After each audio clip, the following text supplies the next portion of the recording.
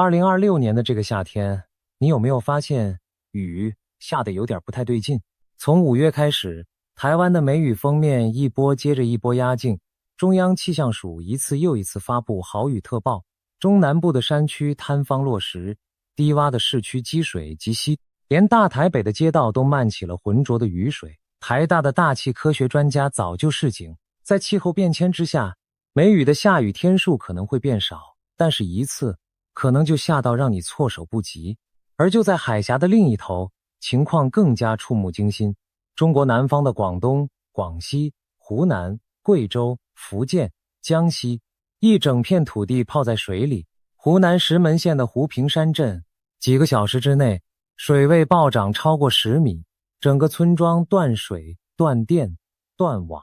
房屋被泥石流抹平，有老人赤着脚走了40多里路才逃出大水。官方通报至少25人死亡，20人失踪。可是当地的灾民都说，真实的数字远远不止这些。学校的大门被冲走了，围墙倒了，学生的书本、校服、课桌椅全都泡在泥水里，惨不忍睹。中央气象台自己的统计也很惊人，从4月1日入汛以来，全国的平均降水量比常年同期偏多了1成多，是近10年同期的第2多。光是5月中旬以来，南方就连续出现了6次大范围的暴雨过程。再把镜头拉到地球的另一端，美国德州的圣加布里埃尔河漫过了河岸，把整座小城淹成一片泽国。气象学家告诉我们，一场数十年来最强的圣婴现象正在太平洋的上空悄悄成型。雨还在下，可是今天我们要聊的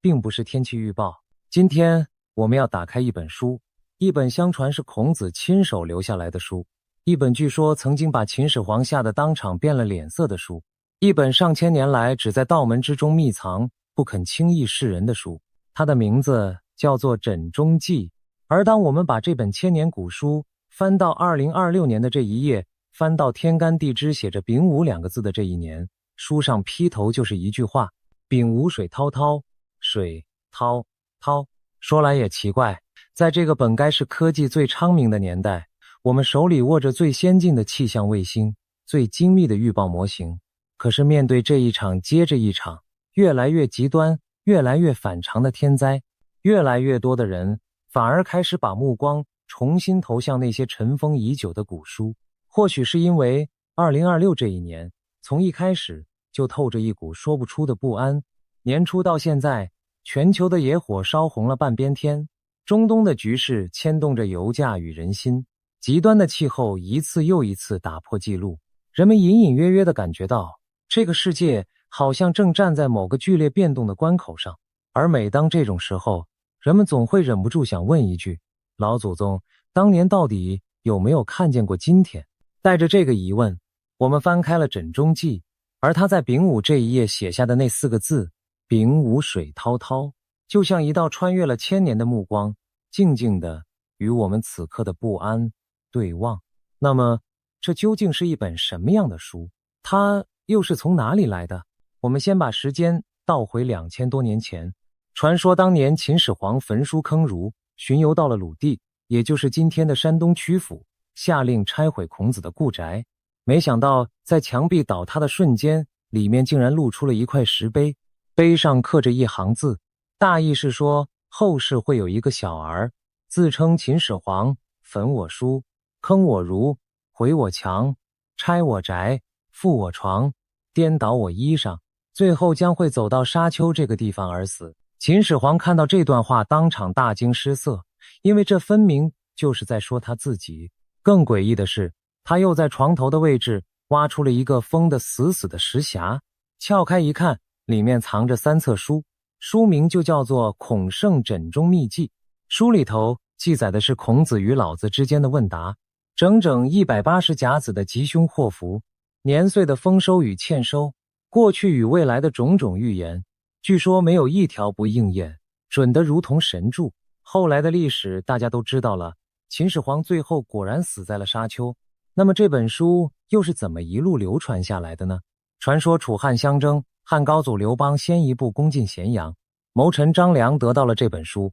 等到天下平定，张良功成身退，跟着赤松子修道去了。临走前，把这本书留给了后世。再后来，这本书落到了道教祖师张道陵的手里，世世代代密藏在江西龙虎山的天师府之中，外人根本无从得知。一直到清朝咸丰初年，天下大乱，太平天国的烽火烧遍了半个中国。有一位道人动了慈悲之心，向天师请命，把这本密藏的预言书抄录出来，公诸于世，希望能够救一救这场劫难。书上还特别交代，有缘的人自然会遇上无缘的人，就此错过。这就是枕中记的来历。听起来像不像一个编出来的神话故事？说实话，我自己第一次读到的时候也觉得很悬，可是接下来发生的事情却让很多人读完之后后背发凉。因为这本书曾经精准地命中过一次，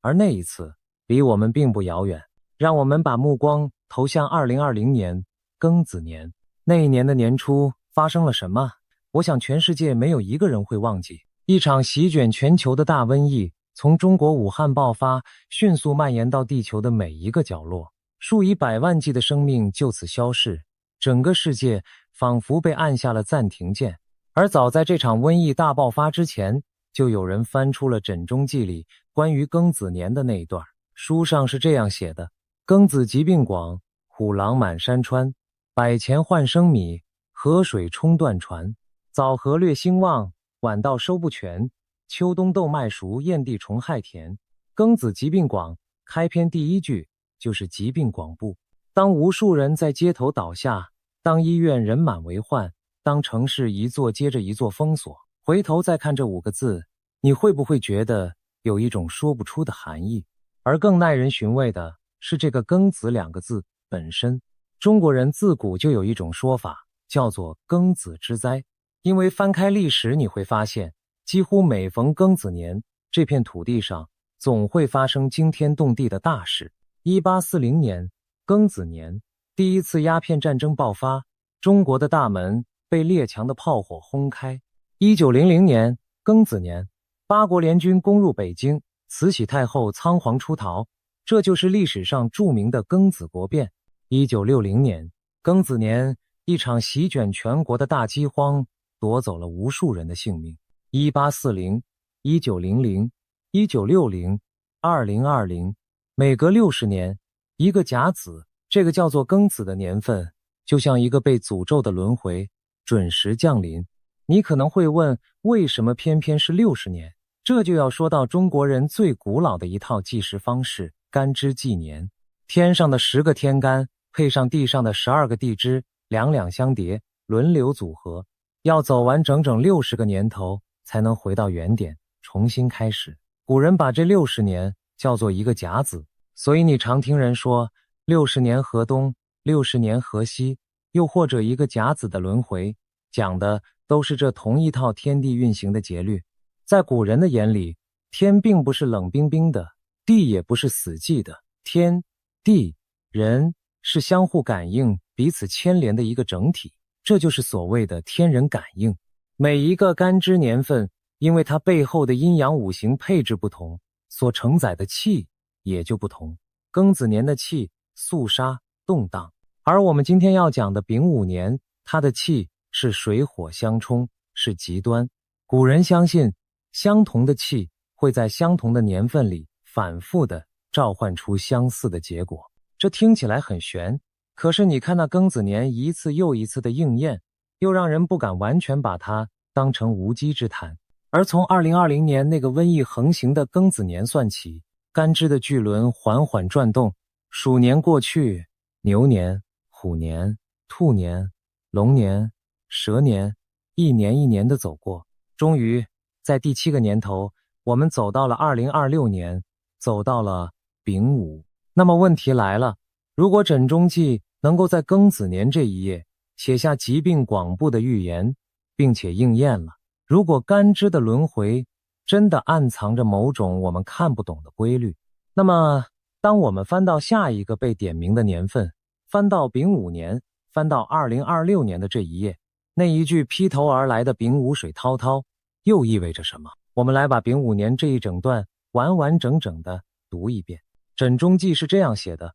丙午水滔滔，种植最宜高。低田遭水昧，天虫口如刀。六畜多灾障，人民苦相遭。鲁卫成俱尽，江东沈岁标。短短40个字，每一句都像是一幅画。丙午水滔滔，这一年洪水滔天，种植最宜高。要种庄稼，务必选在高处。低田遭水没，地势低洼的田地全都被大水淹没。天虫口如刀，虫害猖獗，啃食庄稼的嘴锐利的像刀子。六畜多灾障，家里养的牲畜瘟疫横行，人民苦相遭，老百姓要遭大难了。而最后2句更是直接点明了灾情的地域。鲁卫成俱尽，鲁是山东，卫是河南北部一带，这些地方将会变成一片汪洋。江东沈岁标，而江东也就是长江下游的江浙一带，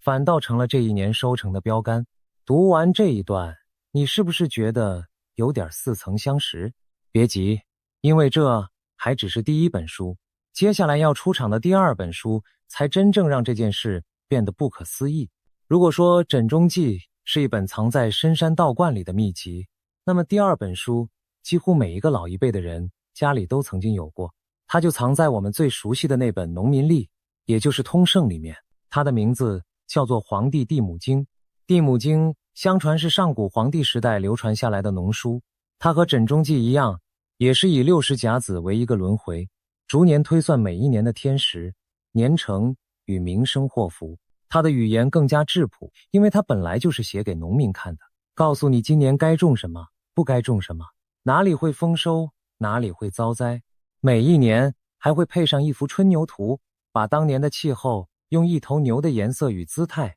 画给你看。那么地母经对2026年丙午年又是怎么说的呢？他的诗文是这样写的：太岁丙午年，春夏多洪水，鲁卫多疫灾，谷熟益江东，种植宜高地，低原遭水冲，天虫见少丝，桑柘见成龙，六畜多瘟疫，人民少卒中。念到这里，如果你刚刚还记得《枕中记》的内容，此刻你应该已经愣住了。我们把2本书并排放在一起看，《枕中记》说丙午水滔滔，地母经说春夏多洪水。《枕中记》说种植最宜高，低田遭水昧。地母经说种植宜高地，低原遭水冲。《枕中记》说鲁卫成俱尽，地母经说鲁卫多疫灾。《枕中记》说江东沈岁标，地母经说谷熟益江东。《枕中记》说六畜多灾障，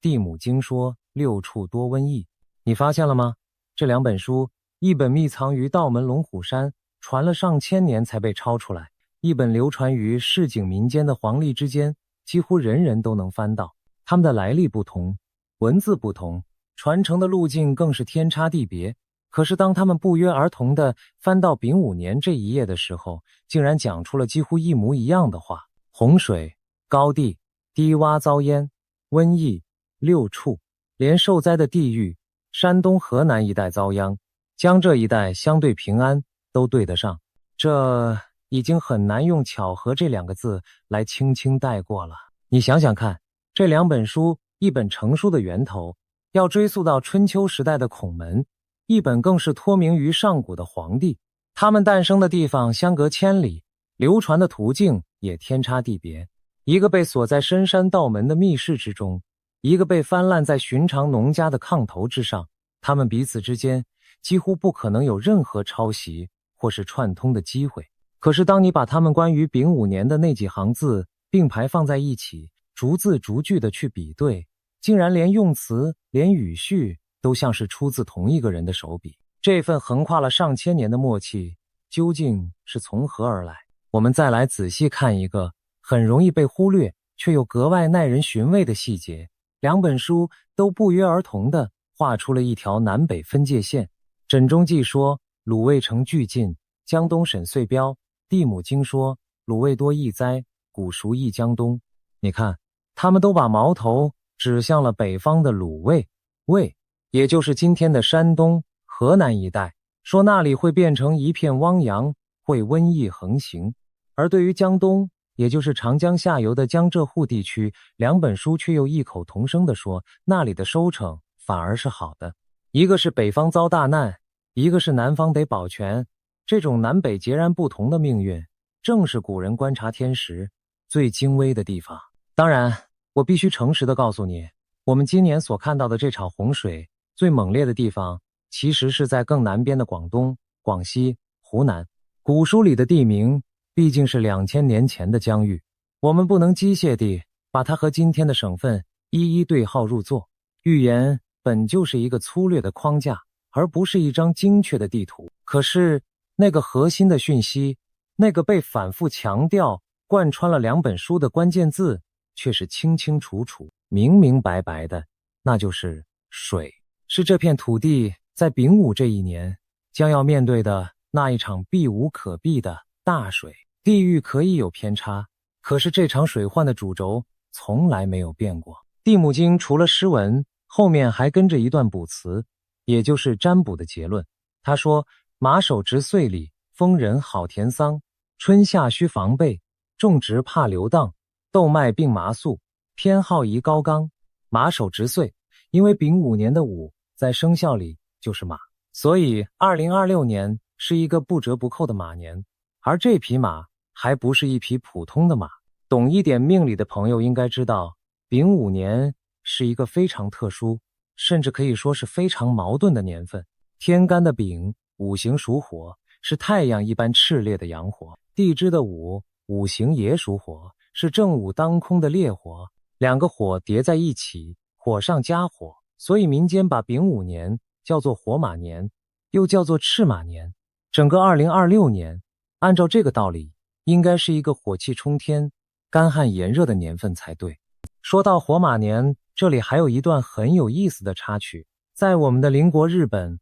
丙午年自古就背负着一个极不寻常的禁忌。传说在丙午这一年出生的女性，性格刚烈如火，会克夫，会让丈夫早早离世。这个迷信从江户时代就流传了下来。最不可思议的是，到了上一个丙午年，也就是1966年，这个迷信竟然还在发挥着惊人的影响力。那一年的日本，许多夫妻为了避免生下所谓的活马女儿，纷纷选择推迟生育。结果，整个国家的出生率在那一年出现了一个断崖式的异常的下跌。你看，活马这两个字，在东亚人的集体记忆里，从来就不是一个寻常的年份，它背后总是缠绕着某种不祥的、需要格外警惕的气息。可是奇怪就奇怪在这里，在六世甲子的纳音五行里，丙午年所对应的纳音偏偏叫做天河水。天河水是什么？天河就是天上的银河，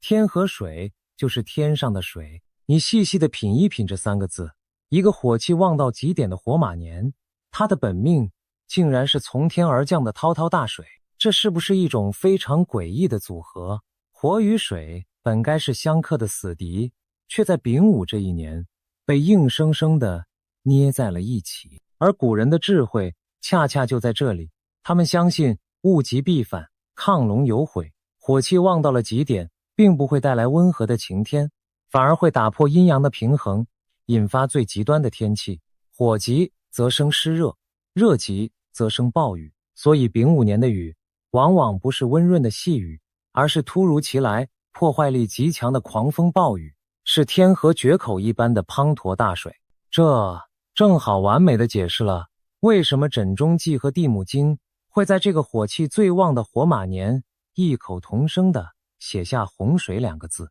而且还不只是这两本书。北宋有一位了不起的易学大师，叫做邵雍，后人尊称他为邵康节。他写过一本推演天下大事的奇书，叫做《黄极经世》。在这本书的推算里，2026年丙午年的值年卦是一个叫做天火同人的卦象。天火同人，上卦是乾，代表天，代表领导者，代表既有的规则与秩序；下卦是离，代表火，代表文明，也代表战争与纷争。火气熊熊上升，直逼苍天。这个卦象一方面象征着光明普照，可是另一方面也象征着火势与战火正在威胁着既有的体制。离火高悬于天下，万物无所遁形，所有隐藏的秘密、黑幕、丑闻，都将在这一年被彻底的揭露出来。你看，又是火，又是动荡，又是极端，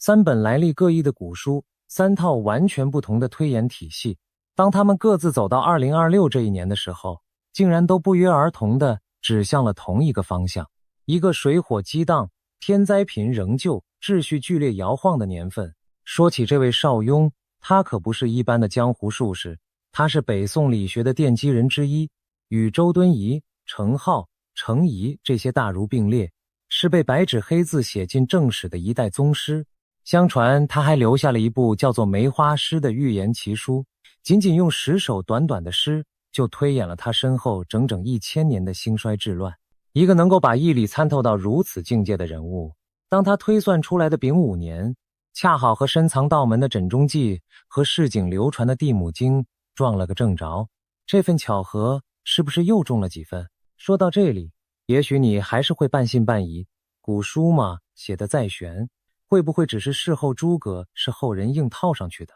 那么我们就来做一件更狠的事，我们先不看2026年，我们回到过去，去翻一翻历史上那几个丙午年，看看在那些年份里，这片土地上到底发生过什么。丙午年和庚子年一样，每隔60年才会降临一次。离我们最近的几个丙午年分别是1846年、1906年和1966年。1846年，清朝道光年间，那几年黄河接连决口泛滥，水患与连年的灾荒交织在一起，民不聊生。而这场由水与饥饿酿成的苦难，正是几年之后那场席卷了半个中国的大动乱埋下的伏笔之一。那个年代的黄河几乎成了一柄高悬在华北头顶的利剑，河床年复一年的淤积，越垫越高，到后来整条河竟然高过了两岸的城墙与屋顶，成了名副其实的地上悬河。只要一场大水冲来，堤防溃决，那浑浊的河水便会携着万军之势，瞬间吞没下游成百上千的村庄。丙午年前后那几场决口，淹掉的良田，冲毁的家园，至今读来仍然触目惊心。我们再看1906年，那一年的9月18日，一个没有任何预兆的清晨，香港的天气预报显示，这只是一个温和的阴雨天。可是上午7点多，天文台才刚刚发出警报，说有一股台风还在300英里之外。仅仅过了10几分钟，狂风就已经扑面而来。上午9点，台风正式登陆。接下来的2个小时，整个香港变成了一座人间地狱。台风掀起了骇人的风暴潮，海水倒灌，轮船像玩具一样被掀翻，撞碎在礁石上，房屋被撕成碎片。维多利亚港前一片狼藉。这场只持续了短短2-3个小时的台风，最后造成了多少伤亡？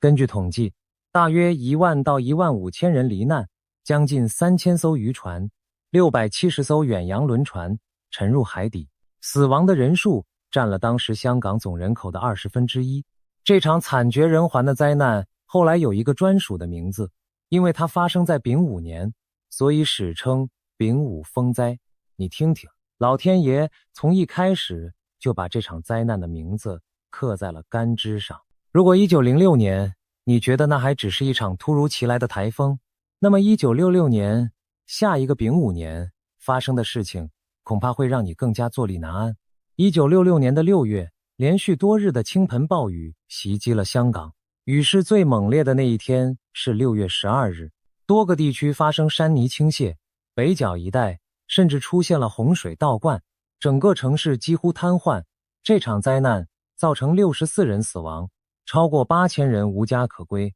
香港人记住了这个日子，把它叫做612雨灾。请你记住这个日期，6月12日，1966年丙午年的6月12日。现在让我们把镜头拉回2026年，拉回现在。还记得我们开头讲的中国南方那场淹没了8个省的特大暴雨吗？那一波最猛烈的强降雨集中期是从哪一天开始急剧增强的？是6月12日的夜间。1966年丙午年的6月12日，香港暴雨成灾。2026年丙午年的6月12日，中国南方暴雨倾盆。整整相隔60年一个完整的甲子，同样是丙午年，同样是6月12日前后，同样是滔天的大水。当我把这2个日期并排写下来的时候，说实话，连我自己都感到了一阵莫名的战栗。这究竟是纯粹的巧合，还是说，在这片我们以为早已被科学照亮的天空之下，真的隐藏着某种古老而精确的节律，正在一遍又一遍地重复着它的循环？其实，这种60年一轮回的巧合，在中国漫长的历史长河里，并不是第一次出现。我们前面讲过的那个庚子年1840、1900、1960、2020，每一个甲子都精准地踩在了国运的转折点上。如今轮到了丙午年，1906的丙午风灾，1966的612雨灾，再到2026这场淹没8省的南方大水。同样的天干，同样的地支，仿佛就带着同样的气数，在60年后再一次叩响了同一扇门。古人说，天行有常，不为尧存，不为桀亡。难道在这冥冥之中，真的有一张我们肉眼看不见的时间之网，把相隔了一个甲子的灾难悄悄地编织在了一起？让我们把这2本古书的预言和2026年正在发生的现实，再仔仔细细的一条一条对照一遍。地母经说，春夏多洪水，从春天到夏天，从台湾的梅雨封面，到中国南方持续不断的暴雨，到美国德州漫过河岸的洪流，这个春夏，全世界的雨都下得异常的多，异常的猛。中央气象台说，入汛以来的降水量是近10年同期的第2多。这4个字，春夏多洪水，正在我们的眼前一字一句的兑现。枕中记说，低田遭水魅；地母经说，低原遭水冲。湖南石门县那些被泥石流抹平的村庄，那些建在河谷低洼地带的房屋，那些断水断电的低洼市区，低处的人家正在承受着最惨烈的代价。古人在1000多年前就告诉你了，种植最宜高，低田遭水魅，地势低的地方最危险。枕中记说，人民苦相遭；地母经说，人民少卒中。那些在洪水中失去家园的灾民，那些赤脚逃命的老人，那些至今下落不明的失踪者，人民苦相遭这5个字的背后，是一个又一个破碎的家庭。甚至连虫害，古人都写到了。枕中记说，天虫口如刀；地母经说，天虫见少思。而6处多瘟疫这一句，也并非空穴来风。懂行的人都在提醒，丙午这样的年份要特别小心畜牧业的疫情。非洲猪瘟这一类的瘟疫很可能会卷土重来，一条又一条。这2本被很多人当成迷信的古书，正在用一种令人毛骨悚然的方式，把它写下的每一个字变成今天的新闻头条。讲到这里，一定会有理性的朋友坐不住了。你说的这些，会不会都是牵强附会，把模糊的古文硬套在今天的灾难上？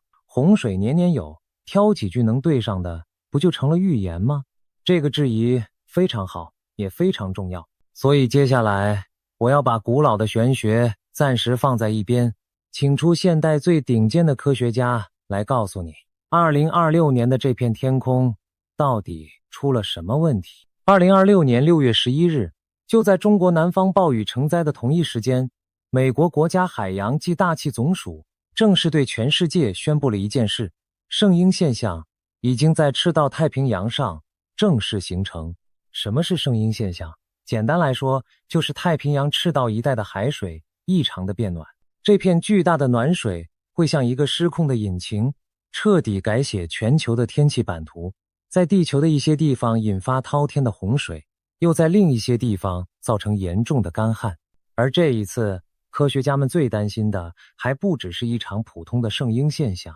世界气象组织预测，2026年6月到8月，圣婴现象出现的几率高达 80%， 并且很有可能会发展成数十年来最强的一次，也就是民间所说的超级圣婴。欧盟的联合研究中心更是发出了极为罕见的警告。他们说，2026到2027年的这场圣婴有极高的几率会异常强烈，甚至可能成为一场史无前例、超出所有历史记录的事件。请你注意这几个字：史无前例，超出所有历史记录，这是严谨的科学家在动用了长达1000年尺度的地球系统模拟之后所能给出的最沉重的措辞。世界气象组织甚至用了这样一句话来形容当下的这颗地球，他们说这颗星球正处于有观测记录以来最失衡的状态。这究竟意味着什么？我们不妨打一个比方，地球的气候系统原本就像一座运转平稳的巨大时钟，冷与热，干与湿都维持着一种精妙的平衡。可是当太平洋上那片暖水失控地膨胀，再叠加上逐年不断攀升的全球气温，这座时钟的发条就被硬生生地拧到了极限。它不再温和地走动，而是剧烈的、疯狂地甩向一个又一个极端。今天这里是100年一遇的洪水，明天那里就是100年一遇的干旱。而2026年恰恰就是这根发条被拧得最紧的一年。而这里还藏着一个更让人脊背发凉的细节。你以为丙午年的节只有水吗？让我们把古书再往后翻一页，翻到紧接着的下一年2027年丁未年。枕中记在丁未那一页是这样写的：丁未风雨冲，五谷半吉凶，秋日防干旱。而地母经写得更直接：太岁丁未年，枯焦在秋土，春夏雨水足，秋来忧师福。看明白了吗？古人说丙午年的这场大水之后，紧跟着的丁未年画风会彻底反转，春夏还是多雨，可是一到秋天就会枯焦，就会大旱，从一场滔天的洪水转向一场焦灼的干旱。而这一点恰恰又和现代科学的推演严丝合缝地对上了。科学家告诉我们，圣婴现象有一个众所周知的特性，它通常不会单独存在，在它达到巅峰肆虐1-2年之后，往往会像钟摆一样荡向它的另一个极端，也就是反圣婴现象。而反圣婴带来的正是另一些地区的干旱与少雨，一场大水，一场大旱，水与火，涝与旱，就在这短短2-3年之间剧烈的摆荡。古人没有卫星，没有超级电脑，没有海温的监测数据，他们仅仅凭着一套干支五行的推演，就在丙午与丁未这相邻的2页纸上写下了先涝后旱的剧本。而今天的科学用最尖端的工具得出的竟是同一个结论。你说这究竟是巧合，还是说古人早就用另一套语言参透了我们这颗星球那喜怒无常的呼吸的节奏？这场超级圣婴会带来什么？科学家列出的清单读起来和那2本古书竟然惊人的相似。更多的暴雨，更强的洪水，更严重的干旱，更失控的野火。光是2026年到目前为止，全球被野火烧毁的土地面积已经超过1亿5千万公顷，是2024年同期的整整2倍。还有粮食，欧盟的报告警告，这场圣婴将会冲击全球的农作物，从非洲到印度到中国到巴西。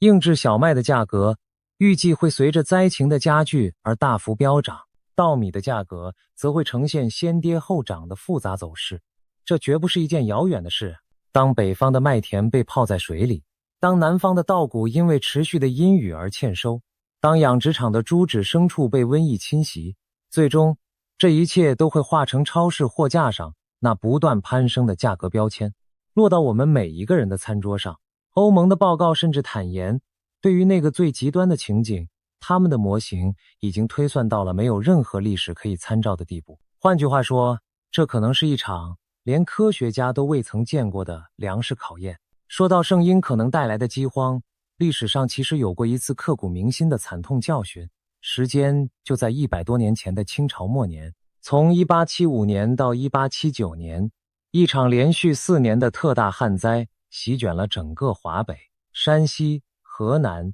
陕西、直隶。灾情在1877年丁丑年与1878年戊寅年达到了最惨烈的顶峰，所以史称丁戊奇荒。当时的山西巡抚曾国荃痛心地称它为200多年来未曾有过的大灾。这场浩劫究竟夺走了多少条人命？保守的估计，活活饿死的就有1000万人以上，另有2000多万灾民被迫背井离乡，四处逃荒。光是一个太原府，原本100万的人口，最后竟然死了将近95万。而在大旱之后，瘟疫又接踵而至，河南几乎家家都有病人，那惨况令人不忍卒读。有不少学者相信，这场席卷了大半个地球的饥荒背后真正的元凶正是一次极端的圣婴现象。你有没有注意到，这场奇荒最核心的重灾区山西、河南、山东这一带，几乎就是枕中记与地母经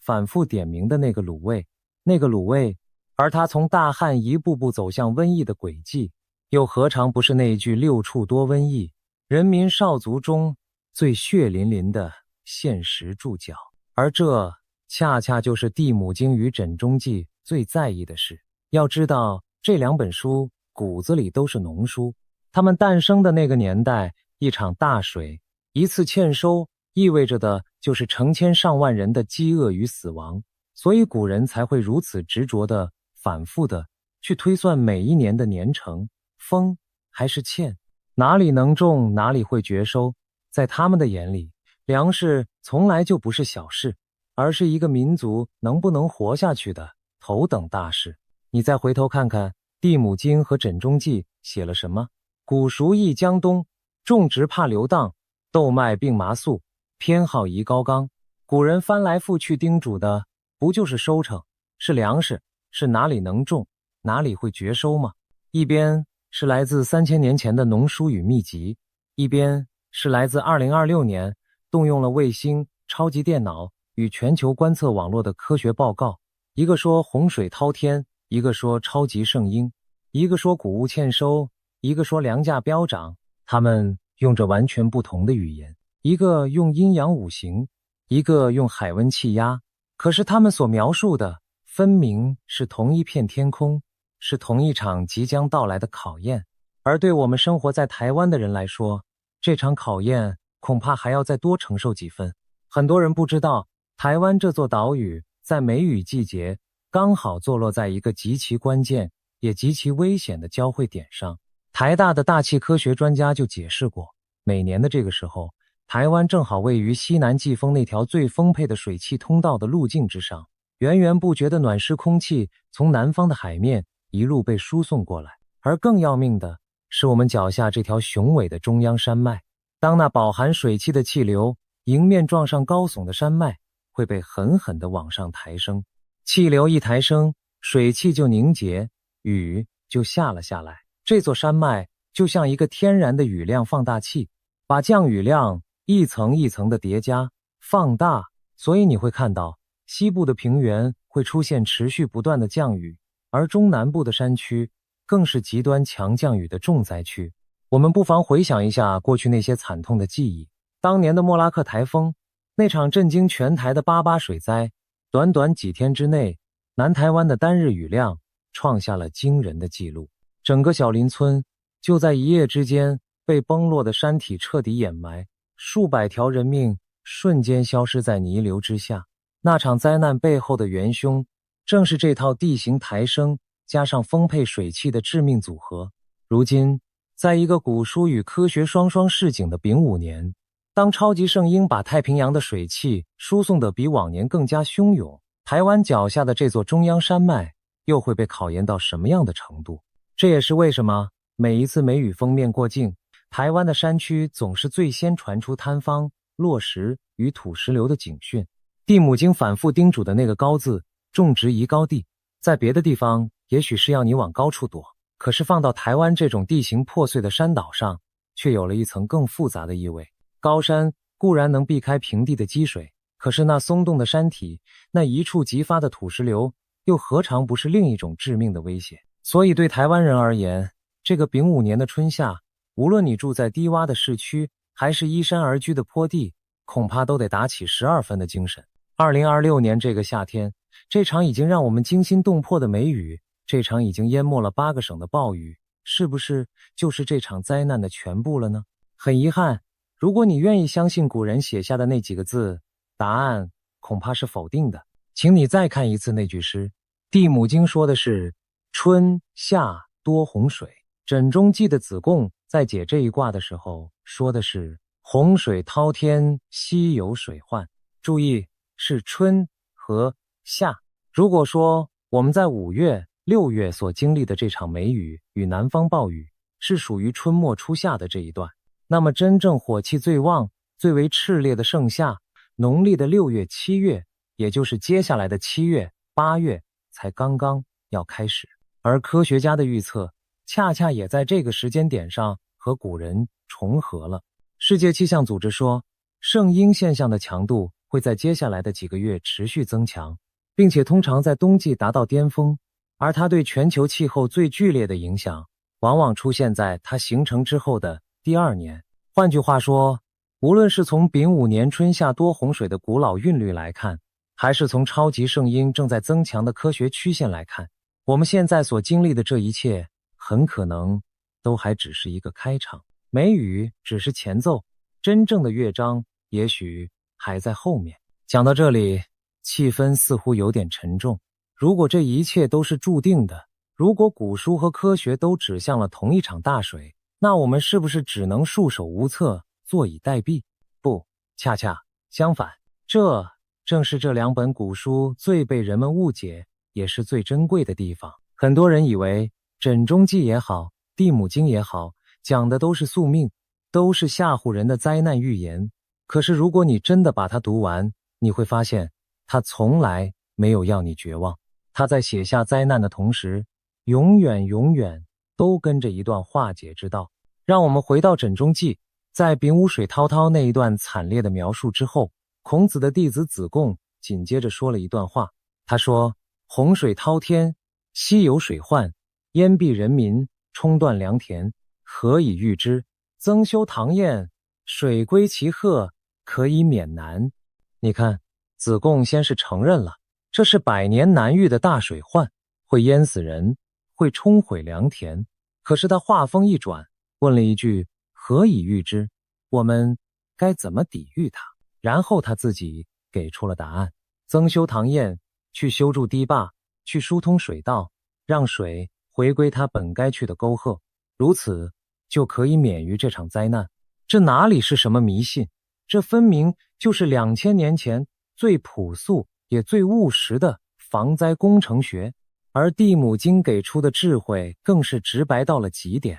它反复强调的只有一个字：高。种植宜高地，偏好宜高冈。古人用最简单的话告诉你，洪水来的时候往高处走，把庄稼种在高地，把家安在高岗，远离那些低洼易淹的死地。把这份古老的智慧翻译成今天的语言，其实就是4个字：趋吉避凶。他在告诉住在低洼地区、河道下游、山洪频发地带的朋友，在这个丙午年的春夏，务必检查你家周边的排水设施，提前备好应急的物资。在暴雨频繁的季节，尽量不要在山区峡谷之中逗留。他也在提醒着每一个开车的人，当你行经低洼的地下道、涵洞或是溪边的便桥，看到水势正在上涨，千万不要心存侥幸硬闯过去。要知道，仅仅半米深的流水就足以把一辆汽车整个地冲走。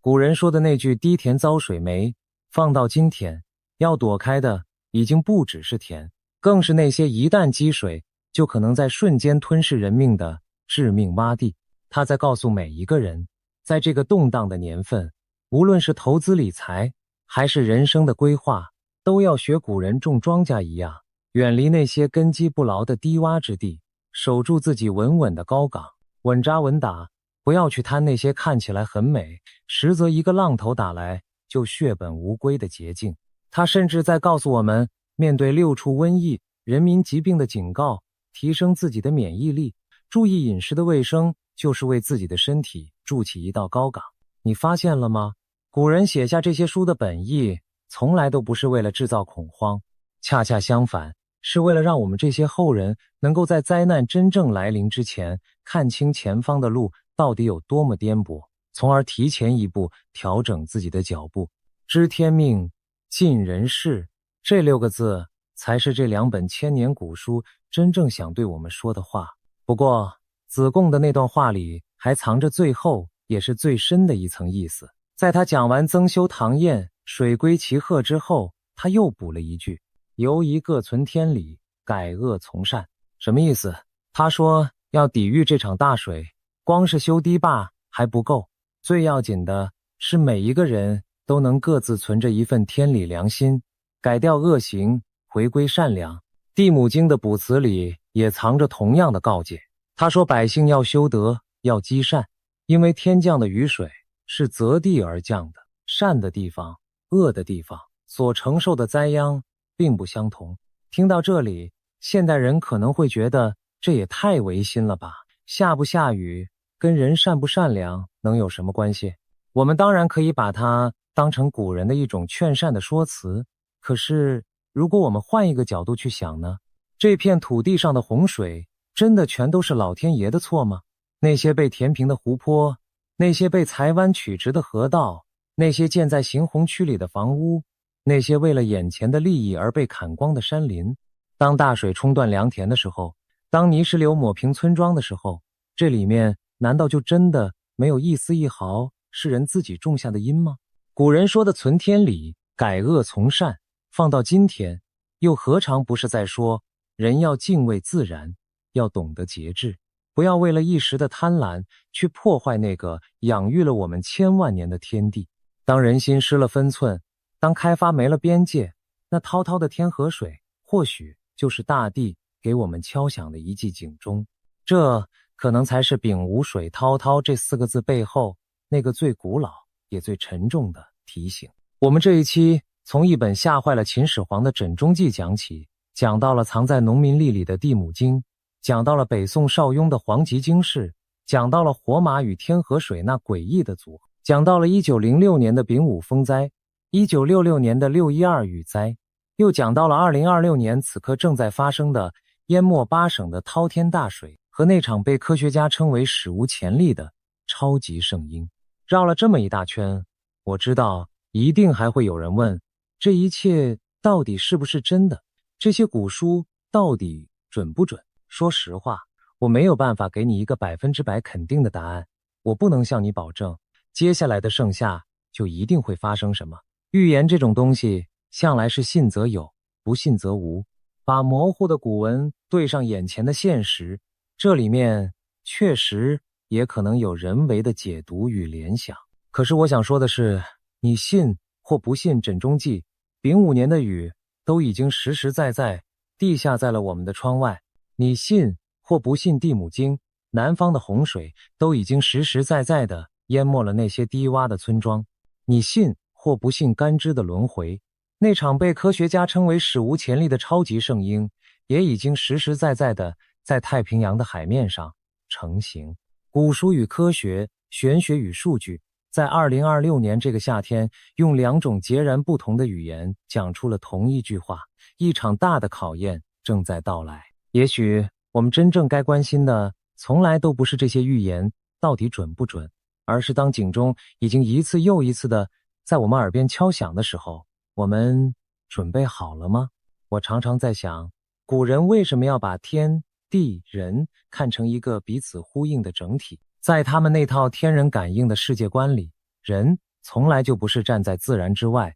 冷眼旁观的看客，而是这片天地之中休戚与共的一份子。天若失常，必有其因，而那个因往往就藏在人的所作所为之中。在那一套古老的观念里，人并不是凌驾于万物之上的主宰，而只是这天地之间一个渺小的必须时时懂得谦卑与敬畏的角色。人若是顺应天时，懂得节制，这片土地便会以丰收与安宁来回报；人若是肆意妄为，竭泽而渔，那么水旱虫蝗便是大自然最直接也最无情的回应。这听起来像是朴素到近乎天真的古老信仰，可是当我们亲眼看着冰川消融，海平面上升，极端的天气一年比一年疯狂，又有谁还敢说它全然只是迷信呢？这套古老的智慧放到今天，竟有了一种近乎预言的味道。我们燃烧了多少化石燃料？我们向天空排放了多少看不见的气体？我们亲手把这颗星球的气候一点一点地推向了失衡的边缘。世界气象组织说的那句最失衡的状态，难道真的全都是老天爷的无常吗？还是说，这本就是天在用他自己的方式回应着人类这数百年来的肆无忌惮。古人讲物极必反，当火气旺到了极点，水患就来了。而我们这个时代，何尝不是把对自然的索取推到了一个极点？那么，等在我们前方的又会是怎样的反噬？枕中记里那句存天理，改恶从善，地母经里那句修德积善，雨则择地而降，在2000年前也许只是一句朴素的劝善，可是放到今天，放在这个气候巨变的关口上，它听起来竟像是一记沉甸甸的当头棒喝。它在提醒我们谦卑一点，节制一点，对这片养育了我们的天地多留一分敬畏。因为说到底，我们能改变的从来不是天，而是人心。我们有没有像子贡说的那样增修堂堰，把该补的堤坝补上？我们有没有像地母经说的那样，把家安在高岗，远离那些危险的低处？我们有没有像古人叮嘱的那样，存一份天理，对这片天地多一分敬畏，少一分贪婪？千年前的古人把他们的智慧与警示刻在了石碑上，藏进了石匣里，写进了那本人人都能翻到的黄历中。他们几乎是拼了命的想要告诉后世的我们一件事：灾难或许无法完全避免，但是有准备的人和没有准备的人终将走向两个完全不同的结局。这个丙午年的夏天，雨还会继续下，愿你我都能站在那座属于自己的安稳的高岗之上，愿风雨过后，我们都还能抬起头，看见那一道一定会出现的彩虹。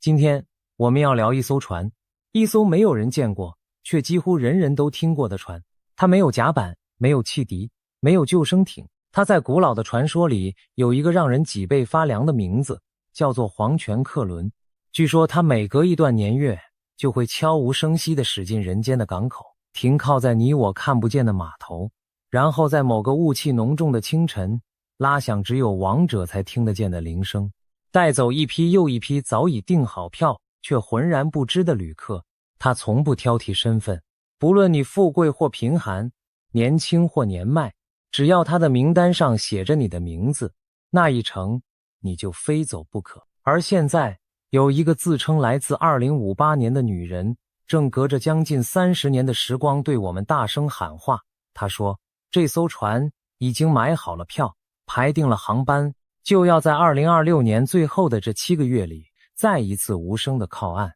她说的这个时间点，距离你看到这支影片的此刻可能只剩下短短的几个月。问题是，这一次她要带走的人会不会就坐在你我身边？会不会就是正在荧幕前喝着一口热茶的你？而那个放出这道警告的女人，她的名字叫做国分玲。相信很多人这几个月一定都在网络上反复刷到过她的身影。整件事的引爆点要从2026年2月那个让全球社群一夜疯狂的凌晨说起。那一天是2月24日，时间精准地停在凌晨3点17分。一个已经沉寂了将近5年，几乎被所有人遗忘的账号，毫无预兆地突然亮了。系统的登录记录清清楚楚地显示，这次登录来自日本东京本土。他没有发出任何一句话，没有留下任何一张图片，整个账号只在线上停留了短短17秒，然后就像一缕青烟，再度熄灭在数位世界的深处。可就是这17秒，像一根烧红的火柴，被丢进了堆满干草的谷仓。一夜之间，关于他的解析影片在世界各大平台像野火般窜烧，累积的播放次数突破了惊人的20亿。从日本到台湾，从欧美到东南亚，无数人连夜翻出他5年前的旧文，一条一条的对照，越看越是手脚冰凉，越看越是头皮发麻。因为这个女人正是当年那个让整个日本乃至整个华语世界都为之震动的自称从2058年回到过去的未来人。他当年消失前曾留下最后一句沉甸甸的承诺，说自己会在2026年9月26日再一次回到这个时代，补上关于人类未来10年的所有答案。而那一天正是我们现在翘首以盼，心里却又隐隐发怵的日子。要看懂这场横跨5年的大戏，我们得先把时间倒回到一切的起点。2019年的12月，当时在日本一个匿名的网络讨论区里，悄悄冒出了一个自称来自2058年的人。他说自己本名国分玲，生于2034年，在2058年的时候是一所国立大学建筑系的研究生。他讲了一个听起来活脱脱像科幻小说的故事。他说他并不是孤身一人胡乱穿越时空的，而是参与了一个由来自日本与中国的13名研究生共同组成的秘密团队。他们呕心沥血，合力打造出了一台能够进行时空转换的装置。而他之所以会被选中，成为那个回到过去的人，原因既现实，又巧妙地让人拍案。因为他知道自己那位已经过世的父亲生前的银行账户。换句话说，这个团队真正需要的是一个能够把资金跨越漫长时间运送过去的人。他们要在过去埋下一笔财富的种子，再等到遥远的2058年取出收割，用来支撑这个耗资庞大的研究计划。而国分玲就是那个被命运选中的跨越时空的汇款员。这个开头如果仅仅只是这样，那他和网络上千千万万个信口开河的吹牛者没有任何区别，顶多博君一笑，隔天就被人忘得一干二净。真正让所有人猛地闭上嘴，开始正襟危坐盯着他看的是接下来陆续发生的那些事。他在还没有任何一个人相信他的时候，就甩出了一连串具体的预言，而这些预言竟然一个接着一个精准地成真了。他说东京奥运会地主国日本将会拿下27面金牌。后来奥运落幕，日本的金牌总数不多不少，正好就是27面。他说2020年的3月，全球的股市会因为一场席卷而来的疫情而暴跌，日本的日经指数会应声崩盘。后来新冠疫情吞没了整个地球，那年3月的那场股灾至今仍是许多投资人午夜梦回时的噩梦。他说当时的日本首相安倍晋三会辞去职务，而接替他上台的人会是菅义伟。后来安倍果然以健康因素为由请辞下台，接棒的正是菅义伟。他甚至大胆地说出了一个极其具体的日期，他预言东京奥运会将会延期，最终会在2021年7月23日举行。而那场因为疫情硬生生延后了一整年的奥运会盛大开幕的那一天分毫不差，正是7月23日。你能想象当年那些网友一条一条翻看这些被精准命中的旧闻时是怎样一种毛骨悚然的心情吗？一条两条也许可以说是巧合，可当这么多精准到日期、精准到数字的预言层层叠叠的一字排开摆在你面前时，那种仿佛被冰水从头浇下的真实感，会让任何一个再怎么铁齿的人都忍不住开始动摇。于是国分玲的名气像滚雪球一样越滚越大，越滚越快，他的追踪人数一路飙升到数十万，就连华语圈最顶尖的知识型频道都专门制作了影片来讨论他这个现象级的人物，把他拿来和那位同样神准的印度神童相提并论，称他是这个时代最不可思议的未来人。一时之间，全世界都在私下交头接耳，讨论着同一个让人寝食难安的问题：他会不会真的是真的？而真正让他的传说在接下来的几年里不断被人重新挖出来反复讨论的是日本这片土地，仿佛真的应验了他口中那句轻描淡写的一些大事竟接二连三地被一桩又一桩巨大的意外所笼罩。2022年的那个夏天，那位早已卸任多年的前首相安倍晋三在奈良的街头发表助选演说时，竟当众遭到枪击，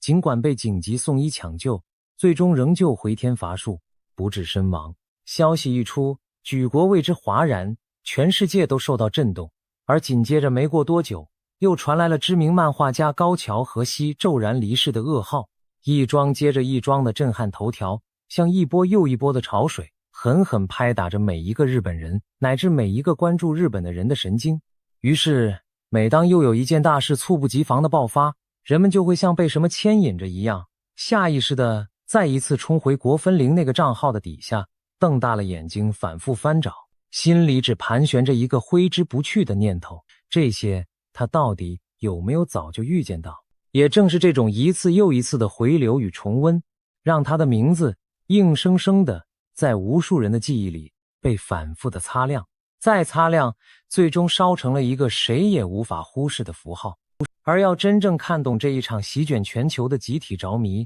我们还得低下头来认识3个悄悄藏在我们每一个人脑袋里的小机关。第一个机关叫做后见之明的偏误，它的意思是说，当一件事情真的发生了之后，我们的大脑会强烈的产生一种错觉，觉得我其实早就知道会变成这样。于是那些事前看起来明明模棱两可的说法，在结果揭晓的那一刻，瞬间就被我们脑补成了无比精准的神谕。第二个机关叫做巴纳姆效应，它指的是当一段描述足够笼统、足够开放时，几乎每一个读到它的人都会由衷的觉得，这说的可不就是我吗？街头巷尾那些算命摊子赖以为生的，靠的正是这一套放诸四海皆准的话术。第三个机关则叫做确认偏误，我们的大脑会死死地记住那寥寥几条惊人的命中了的预言，把它们当成宝贝反复把玩，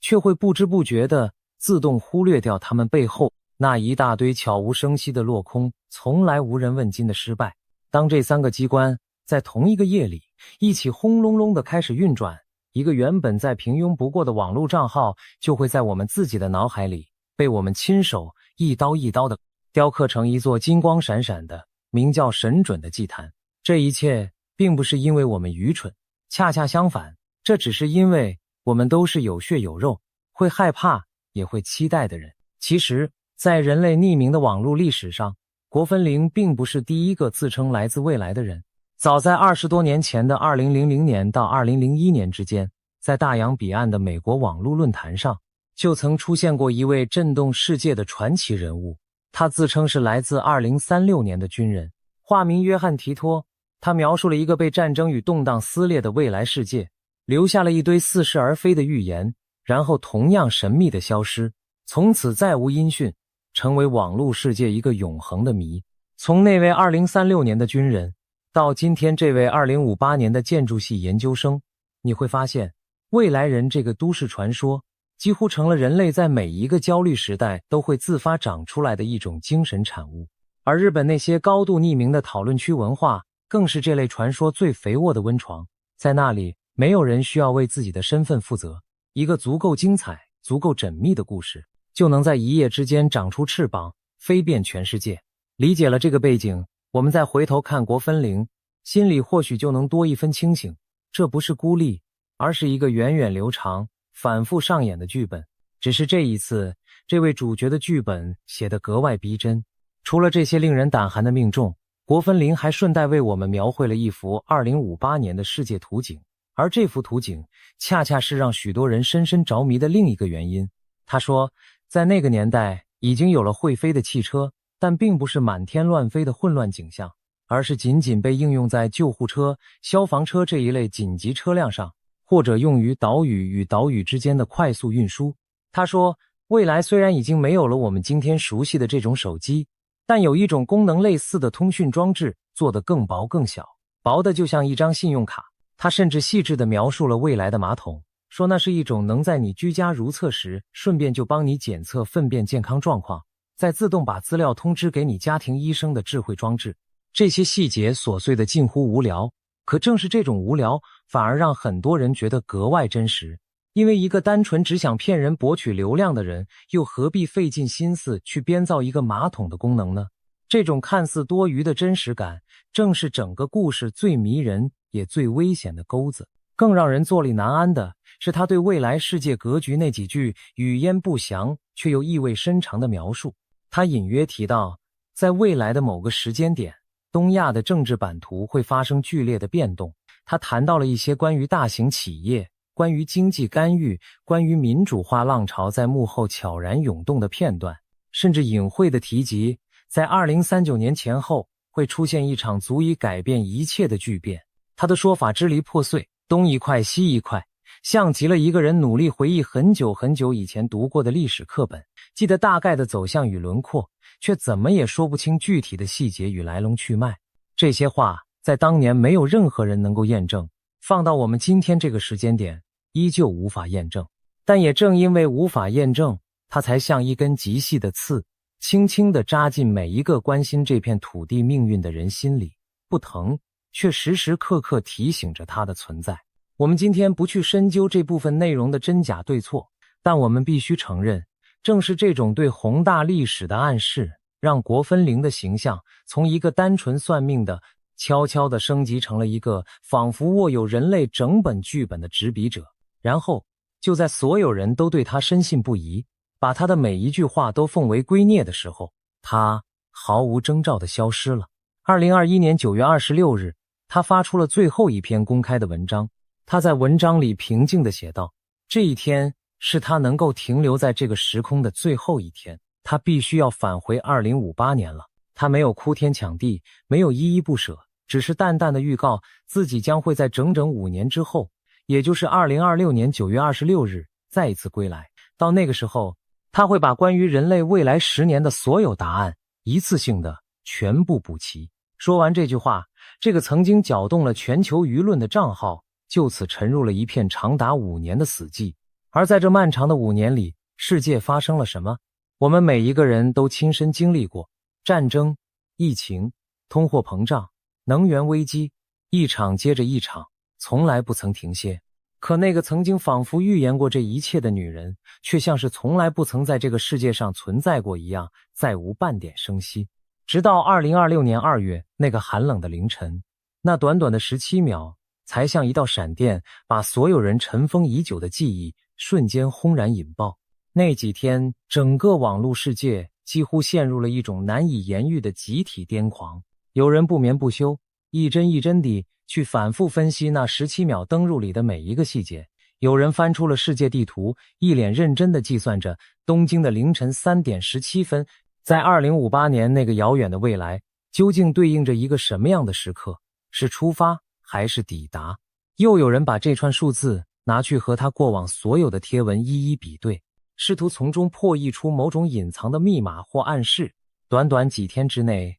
这场原本只在小众论坛里悄悄发酵的骚动，就像决了堤的洪水一样，轰然冲进了所有人的主流视野。它从专业的科技讨论区出发，一路汹涌地蔓延到各家各户的蔓延到公司的茶水间，蔓延到街头巷尾每一场看似无聊的闲聊。那累积突破20亿次的惊人播放量，背后意味着的是这颗星球上几乎每4-5个人里，可能就有一个人曾经为了这短短的17秒，停下了手边正在忙碌的事，发自内心的认真惊讶过，也讨论过。一个整整沉默了5年的账号，仅仅凭借着无声的亮起17秒，就搅动了整个地球的神经。光是这一件事本身，无论它最终被证明是真是假，都已经足够被重重的皮写进网络世界的史册里了。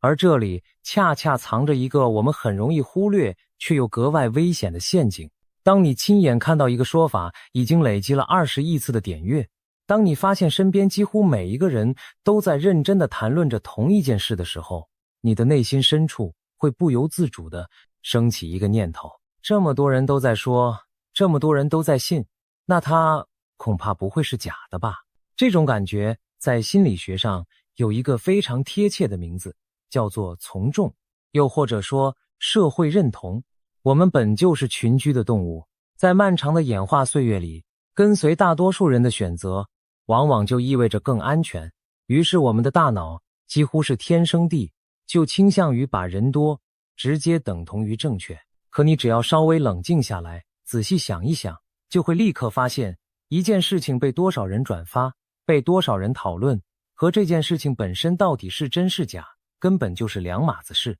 那20亿次的点阅，它真正能够证明的从来都不是国分灵到底说对了什么，它能证明的仅仅只是这个故事本身实在是太精彩，太能撩动人心了。一个谎言只要编得够动听，它跑遍全世界的速度往往比真相穿好鞋子还要快得多。所以下一次，当你又因为一件事情实在太多人在谈论而开始隐隐动摇的时候，请务必轻轻地提醒自己一句：热闹从来都不等于真相。而真正让事情从一场集体的怀旧彻底演变成一场全球性恐慌的，是那次17秒登入之后的第3天。2026年2月27日，在日本的技术论坛上，悄然流出了一张据称是有人从伺服器的缓冲区里硬生生扒出来的截图。如果这张截图是真的，那它的意义就太过可怕了，因为它显示国分玲在那短短的17秒里并不是什么都没做。他写下了一篇贴文，但他把这篇贴文设成了仅限自己可见，所以在当下没有任何一个人能看到它的内容。可偏偏这篇本该被牢牢锁在私密世界里的草稿，被人从伺服器的暂存资料中给挖了出来，暴晒在所有人眼前。而这篇草稿的内容，正是他当年承诺要补上的那份横跨2026年到2035年整整10年的未来大预言。想想看，一篇连发布者本人都打算藏起来的私密草稿，却被公诸于世，这种感觉本身就带着一股说不出的诡异与宿命感。接下来，我们就要一条一条把这份让全球无数人彻夜难眠的清单摊开在阳光底下，细细拆解。不过在我们动手之前，有一件事必须先重重地说在前头。这张在网络上疯传的截图，从它出现的第1秒起，就从来不是什么铁证，质疑的声浪几乎和惊叹的声浪一样大。你仔细想想，要从一个伺服器的暂存缓冲区里，把一篇设成仅限本人可见的私密草稿完完整整地挖出来，这在技术上本身就疑点重重。而更关键的是，我们早已身处在一个修图软体和生成工具唾手可得的年代，单单一张截图的可信度早就被稀释到几乎为零。再加上一篇本该被作者牢牢藏起的私密草稿，偏偏就这么巧地外露了出来，内容又写得如此耸动，如此具有戏剧张力，每一个环节都刚刚好踩在最能引爆话题的那个点上。这一切到底是命运不可思议的安排，还是一场被精心设计过的演出？所以接下来我要为你一条一条拆解的这份清单，请你务必先在心里替它打上一个大大的问号。我们现在要做的是冷静地分析一个故事，而不是虔诚地背诵一份来自未来的判决书。清单上的第1条指向了俄乌战争，他在草稿里写下了一个精确到让人发毛的日期。他说，俄罗斯与乌克兰将会在2027年3月17日正式签署停火协议，而真正意义上的全面和平协议，则要一直等到2035年才会最终落笔。请你一定要注意这个说法里微妙的层次。我们把镜头拉回到你我此刻所身处的2026年年中，你会惊讶地发现，这场已经打了好几年的惨烈战争，这段时间以来，确实出现了一些松动的迹象。就在2026年的春天，交战的双方曾在复活节前后达成过一次只有30多个小时的短暂停火。到了5月，又在胜利日纪念活动前后，在外部势力的居中调停之下，宣布了一次为期几天的停火。连两国的最高领导人都先后对外放出话来，暗示这场旷日持久的战争也许正在缓缓走向终点。然而，这些停火全都只是昙花一现的人道喘息罢了。炮火在所谓的停火期间依旧零星作响，双方互相指责对方率先违约。真正具有约束力的全面停火协议，至今连一个字都没有真正签下。换句话说，国分玲的这条预言并没有说现在就会停，他说的是2027年的3月，这就形成了一种无比折磨人的悬念。眼前的局势明明正在朝着他所说的方向一寸一寸的滑动，却又迟迟没有真正抵达他画下的那个终点。我们究竟是正走在他预言好的轨道上，还是只是被一连串看似关联的巧合牵着鼻子在走？这个答案恐怕要等到明年的春天才会真正揭晓。而清单上真正让全球倒抽一口凉气的是第2条，也就是让那艘皇权客轮得以启动的真正引擎。他在草稿里写道，2026年的12月，全球将会出现一种全新的呼吸道病毒，而这种病毒的传播力是当年那场新冠的整整3倍。他接着补上了一句，说这场新的疫情会在2027年的6月得到控制。你发现了吗？这个时间点正是这支影片的标题里那个让人心头一紧的关键。从你看到这支影片的此刻到2026年的年底，恰恰就是这最后的7个月。如果他说的是真的，那么这7个月就是皇权客轮缓缓驶入我们寻常生活的整段航程，而他要带走的可能就是毫无防备的我们之中的任何一个人。传播力3倍于新冠。这个冷冰冰的数字一旦成真，意味着的就不只是又一次的封城，又一次的抢购口罩，而是一场规模可能更加庞大、蔓延可能更加迅猛的全球风暴。回想一下当年那场疫情是如何彻底的、不可逆地改写了我们每一个人的工作、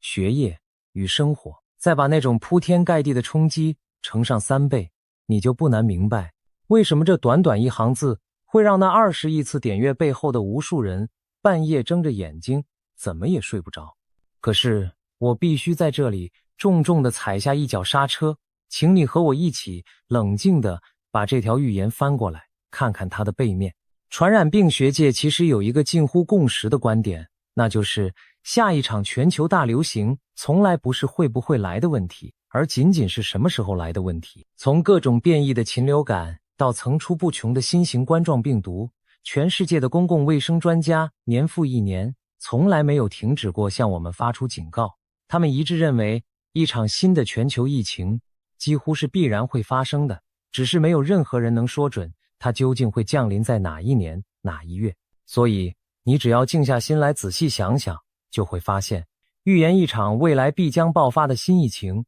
这件事本身的命中难度其实远远低于预言一个精确的奥运金牌数。把一件本来就有极大概率会发生的事情安上一个具体的月份，再配上一个耸人听闻的倍数，它听起来就会显得无比精准，无比骇人。我这样说绝对不是要你掉以轻心，恰恰相反，无论这个预言最终是真是假，做好个人的卫生防护，在家里常备一些必要的物资，密切关注官方权威发布的卫生资讯，这些本来就是任何一个理性的现代人应该常年放在心上的功课。我们可以警惕病毒，但我们真的不必为了一张来路不明的网络截图而陷入无谓的恐慌。守住理性才是这个时代最好的疫苗。这份骇人的清单到这里还远远没有结束。第3条，他把矛头指向了我们每个人的钱包。他预言2028年全球将会爆发新一轮的金融危机，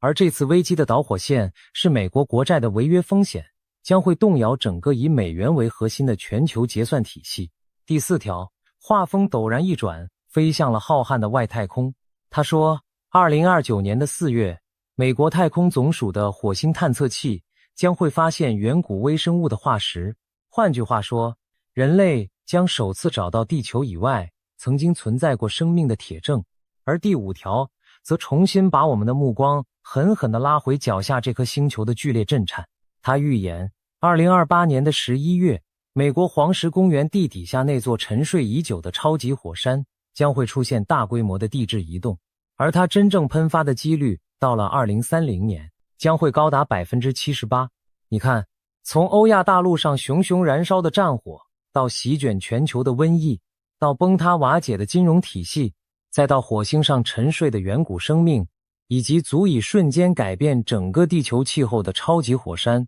这份清单的野心大得惊人。它几乎是把人类在未来10年可能会面对的所有终极恐惧全都打包塞进了那短短的几行字里。可是如果你愿意像我一样把后面这3条也逐一翻过来摊在灯光底下细看，你就会发现它们其实全都散发着一股和前面如出一辙的既视感。先说那场被安排在2028年的金融危机。说句实话，关于美国国债债务上限的攻防以及美元霸权会不会崩塌的警告，几乎每隔1-2年就会在全球的财经新闻上轮番上演一次。这早就是个被反复讨论了几十年的老话题，要在未来的某一年放一场金融危机进去，根本算不上什么困难的预言。再看那条飞向火星的第4条，人类探索火星上是否曾经存在生命的脚步，这些年从来就没有停过，一个接着一个雄心勃勃的采样返回计划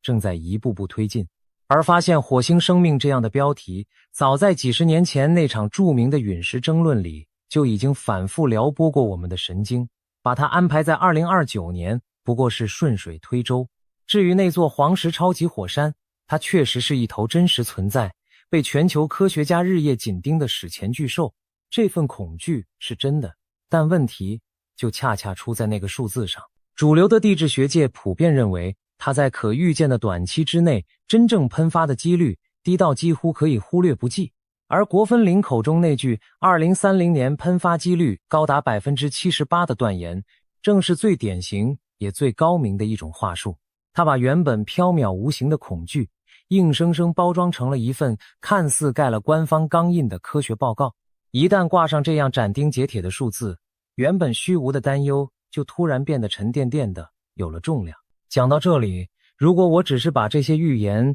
原原本本的念给你听，然后再加上几句神秘兮兮的渲染，那我就是在欺骗正在看影片的你，那也辜负了你宝贵的时间。一个真正想把事情看清楚的人，接下来必须要逼问自己一个最关键的问题：这一切会不会根本就是一场精心设计、滴水不漏的网络魔术？而当你真的沉下心来去追根究底地查证，你会发现质疑他的人手里握着的证据一点都不比相信他的人少，甚至更加致命。质疑者揭穿的第一个机关叫做锁推删文，这套手法说穿了其实一点都不神奇，甚至有些好笑。操作的人会先把账号设成私密的锁定状态，这样一来，外面的人就完全看不到他在里面究竟发了些什么。然后针对同一件即将发生的事，他会在这个上锁的状态下疯狂地发出涵盖所有可能结果的贴文。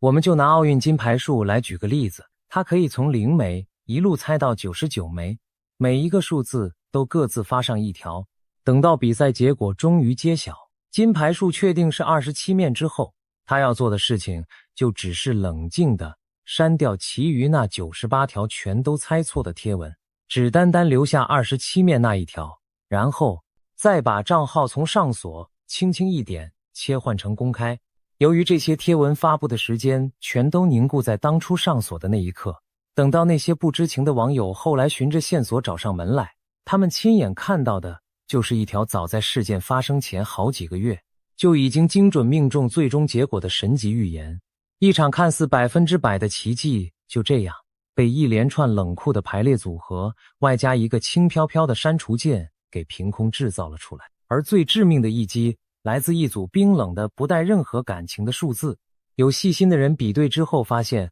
国分林的账号在正式公开之前原本显示曾经发过大约600则贴文，可是当这个账号正式转为公开呈现在所有人面前时，却只剩下了大约50则。那么那凭空消失的500多则贴文究竟都去了哪里？更要命的还在后头。有人专门去翻查他那些神准贴文底下最早的网友回复，结果发现第一条回复的日期竟然是在奥运闭幕之后的8月9日。这就出现了一个无论如何都解释不通的巨大矛盾。如果他真的是早在比赛开始前好几个月就大大方方地公开预言了金牌数，那为什么在长达数个月的漫长时间里，这些贴文底下竟然连一条回复都没有，非要一直等到结果都尘埃落定了才终于开始有人陆续留言？这一整串前后错位的时间线几乎就是把锁推删文的整套操作流程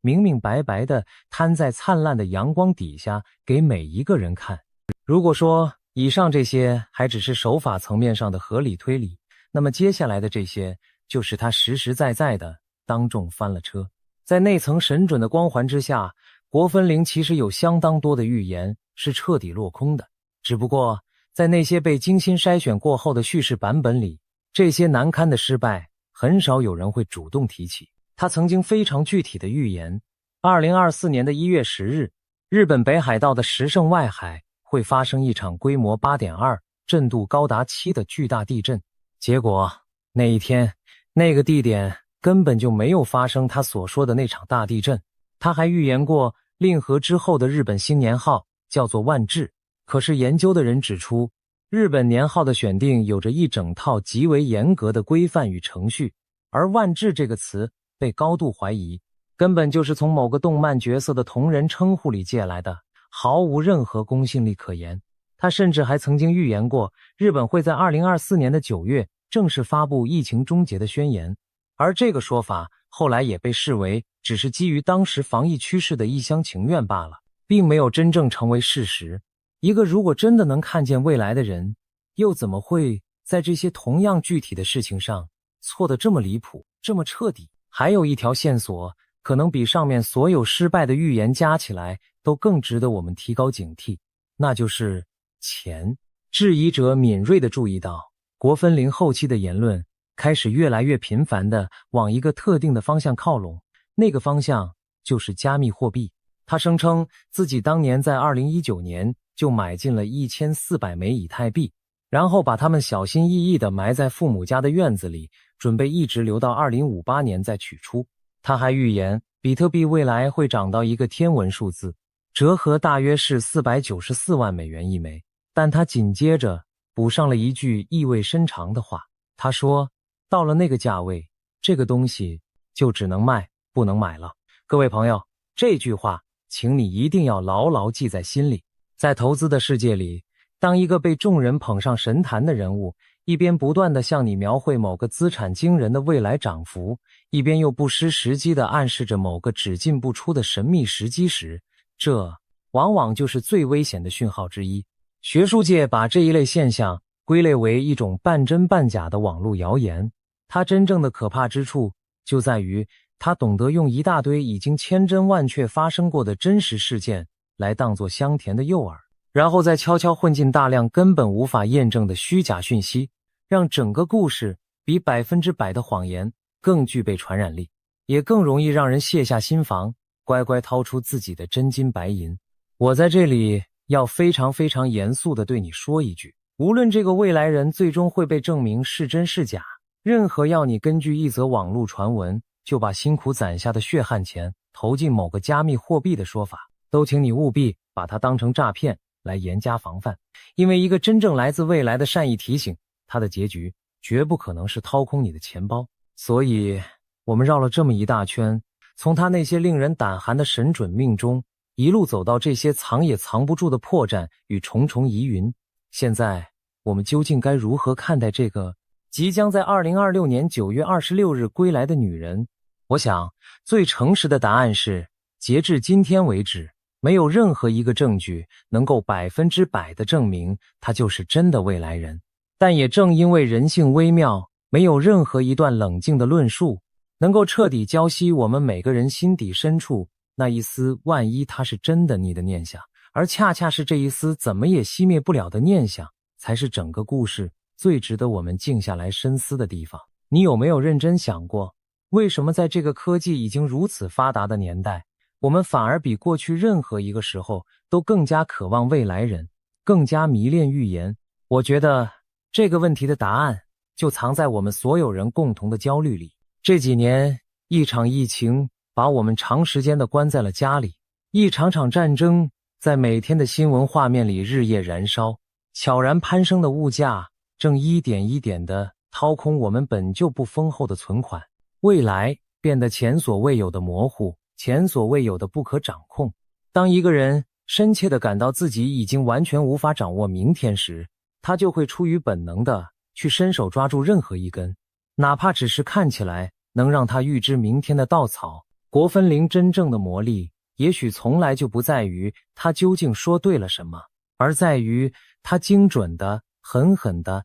击中了这个时代里每一个平凡普通人内心深处那份对未知的巨大不安。说到底，我们真正害怕的其实并不是那艘虚无缥缈的黄泉客轮，我们真正害怕的是自己对命运一无所知，是自己面对明天时的那份毫无准备的无力感。也正因为如此，当我再回过头重新凝视那份所谓的10年清单时，我看到的已经不再是一个未来人冷冰冰的预言，而更像是一面被高高举起的镜子。你不妨仔细端详一下那份清单上的每一个项目：燃烧的战火，蔓延的瘟疫，崩塌的金融，火星上沉睡的远古生命，地底下随时可能苏醒的超级火山。这些东西难道不正好就是我们这个时代每天一睁开眼睛就在新闻里反复看到的那几样最深的恐惧吗？它们没有任何一条是凭空冒出来的天外飞仙，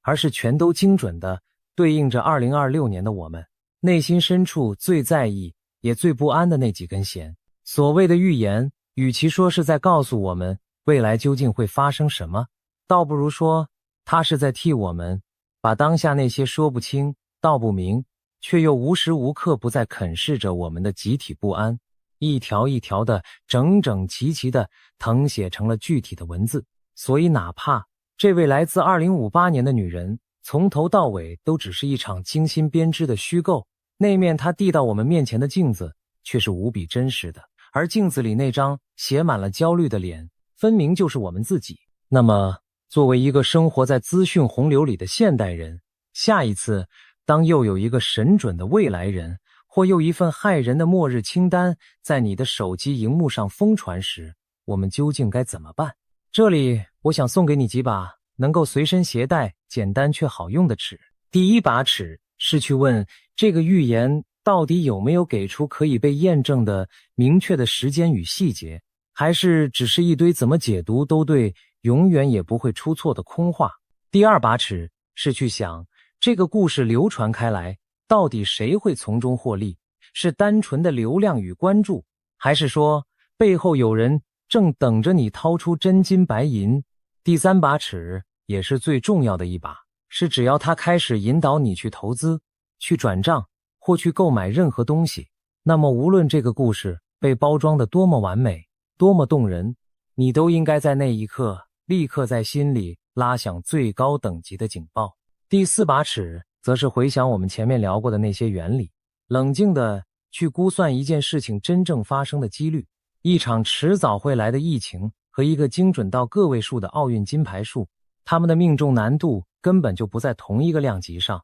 把这几把尺悄悄收进口袋里，你就能尽情享受这些离奇故事带给你的乐趣与想象，却再也不必被他们牵着鼻子走。那么2026年9月26日那一天真正会发生什么？我大胆的猜测，最有可能的结局其实平淡的会让很多人感到有些失望。也许那个账号会再度悄然亮起，发出一些足够模糊、怎么解读都能说得通的新预言，然后我们又会迎来新一轮全球性的狂欢、争论与刷屏。又也许它会就此永远的沉默下去，突然留下一个无人能解的谜团，继续在网络世界的某个幽暗角落里被一代又一代人翻出来，反复的咀嚼、猜测。但无论最终是哪一种结局，我真正希望你能从这支影片里带走的从来都不是恐惧，而是一种难得的清醒。我们完全可以对未知保持一份敬畏，可以对这些离奇的故事抱有一份好奇，这是人之常情，也是生活里难得的乐趣所在。但与此同时，我们也一定要握紧手里那把名叫理性的尺，用它去丈量每一个耸人听闻的说法，去细细分辨哪些是真正值得我们警惕的善意提醒，而哪些又只是用来收割我们的情绪，甚至收割我们钱包的精心陷阱。所以让我们回到最开始的那个问题，这最后的7个月，皇权客轮究竟要带走谁？我的答案是，没有任何人能够真正的替你我预定下那张船票，除非是我们自己因为一时的恐慌而乱了方寸，因为一念的轻信而亲手交出了判断。真正能够保护我们的，从来都不是某一个来自2058年的神秘女人，而是我们今天好好的吃每一顿饭，好好的睡每一个觉，认真照顾好自己的身体，稳稳守护好自己的钱袋，并且珍惜身边每一个还能伸出手真切触碰得到的人。如果2026年9月26日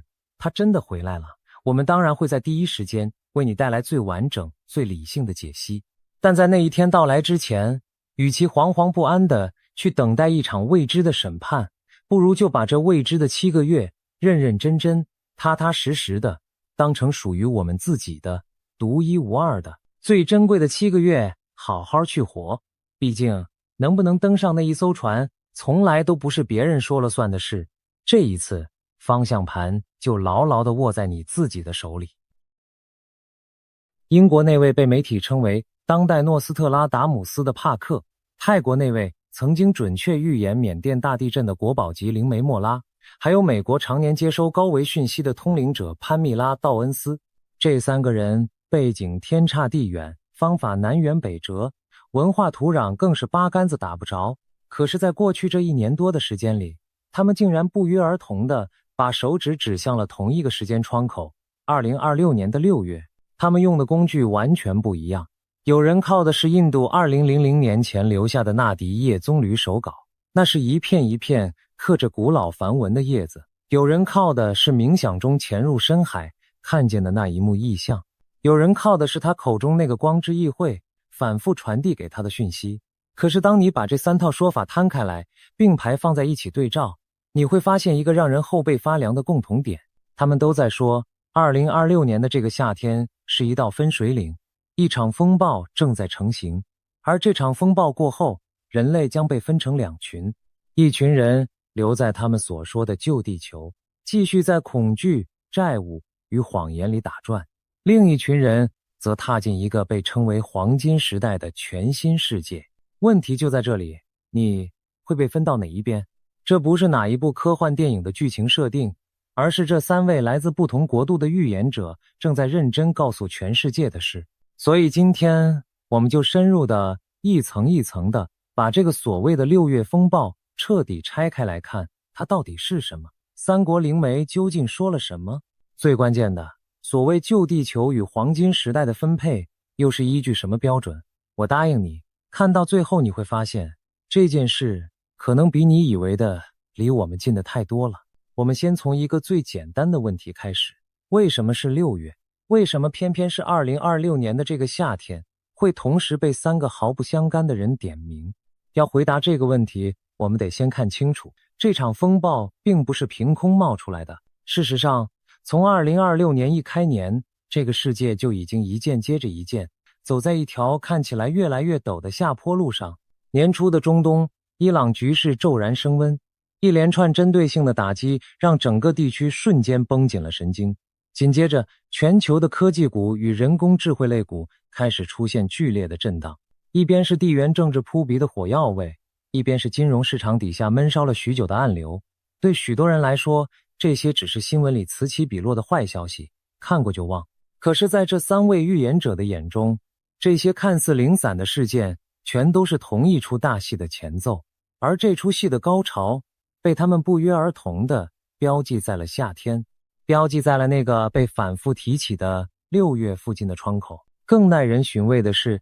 连天上的星象都在这个时间点凑上了一脚。研究占星的人指出，2026年有一个非常罕见的土星与海王星的合相发生在牡羊座的起点。在传统的占星语言里，土星代表的是僵化的结构，是规则，是现实的硬墙；海王星代表的则是消融，是边界的瓦解，是理想与幻象。当这2股力量在同一个点上交汇，象征的正是旧有的僵硬结构开始被一股巨大的力量溶解。而到了2026年的6月底，木星又将进入狮子座，带来一股扩张、投机与冒险的能量。投机与扩张撞上结构的瓦解，这在许多占星师眼中恰恰就是金融市场最容易出大事的组合。你看，连最古老的天文观测都把目光投向了这个夏天。好，背景铺垫到这里，现在我们一个一个来看这3位预言者究竟说了什么。我们先说帕克。对于常看这个频道的朋友来说，帕克这个名字应该已经不陌生了。这位在网络上拥有超过23万订阅的英国预言者，多年来最让人津津乐道的是他过去那些被认为命中的记录，从英国女王的离世，到2016年那场跌破众人眼镜的美国大选结果，再到后来席卷全球的那场大流行，甚至是英国脱欧，他都声称自己提前看见了。也正因为如此，每一年他发布的世界预言都会被全球无数人放在放大镜底下仔细检视。那么帕克对2026年到底说了什么？他用了一个很沉重的词，他说这是一个充满动荡、危机与悲剧的年份。而在所有的预言里，最让财经圈坐立难安的是他对经济的那个判断。帕克认为2026年最大的一记震撼弹会是人工智慧泡沫的破裂。他描述的画面是这样的，在一场谁都没料到的股市修正之后，那些被捧上天的科技与人工智慧公司会经历一次又急又猛的全球性下跌。他甚至给出了一个惊人的数字，他说那个市值最大的加密货币可能会崩跌高达7成。7成，这是什么概念？这意味着无数人账面上辛苦累积的财富会在很短的时间内蒸发掉一大半，而这场崩塌会像推倒第一张骨牌一样，动摇整个产业在全世界的信用。一旦那个被许多人视为最坚固的资产都能崩成这样，恐慌会像涟漪一样一圈一圈地往外扩散。但帕克的预言远远不止经济这一块，他还描绘了一幅更广的、更灰暗的壁画。他谈到一团可能在日本上空出现的神秘的气体云，时间点被他放在了2026年的8月。他谈到在背景里持续嗡嗡作响的网络攻击，可能冲击加密货币，也可能冲击整个人工智慧市场。他谈到原本看似牢不可破的国际联盟会开始出现裂痕，北约会逐渐被削弱。他甚至预言，到了2030年前后，会有一个全新的国际组织从今天这些旧联盟的废墟里重新长出来，而那个存在了大半个世纪的旧组织，在他口中早已是一个没有牙齿的空壳。帕克还提到了一件很多人津津乐道的事，那就是格陵兰。当这座冰封的巨岛被推上国际舞台的时候，帕克说，这背后真正的关键从来都不是军队，而是合约。他看见的是庞大的石油储量，是稀土金属，是一笔极为巨大的经济交易。他甚至描述会有非常庞大的款项在其中流动。你看，这位预言者眼中的世界是一个资源、金钱与权力重新洗牌的世界。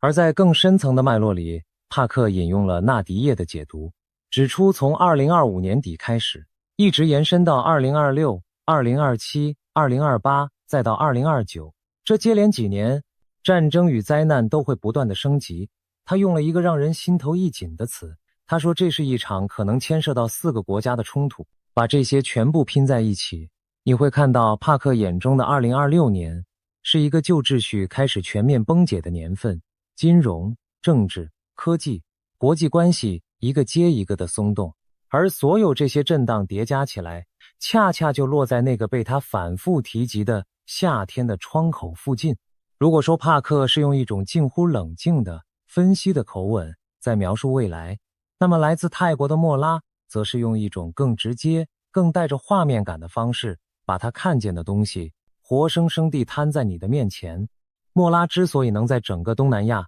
几乎是一夕之间爆红，是因为在2025年3月，缅甸发生了一场规模高达 7.9 的毁灭性大地震。那场地震威力之大，连邻近的泰国都感受到了强烈的摇晃，许多建筑应声倒塌。而在这之前，莫拉就已经发出过警告。这一下，整个泰国、整个东南亚，所有人都牢牢记住了他的名字。那么，这位被泰国人称为国宝级的灵媒，对2026年又看见了什么？他把2026年称为一个火红的马年，并且他用了一个让人不寒而栗的说法。他说，这一年可能会是一场致命瘟疫的开端，而死亡的人数会多到像落叶一样。落叶，你光是想象那个画面，秋天的风一吹，地上铺满了一层又一层的落叶，就能感觉到那份沉甸甸的分量。他说，他接收到的是一个来自冥界统治者的警告，要人们做好准备，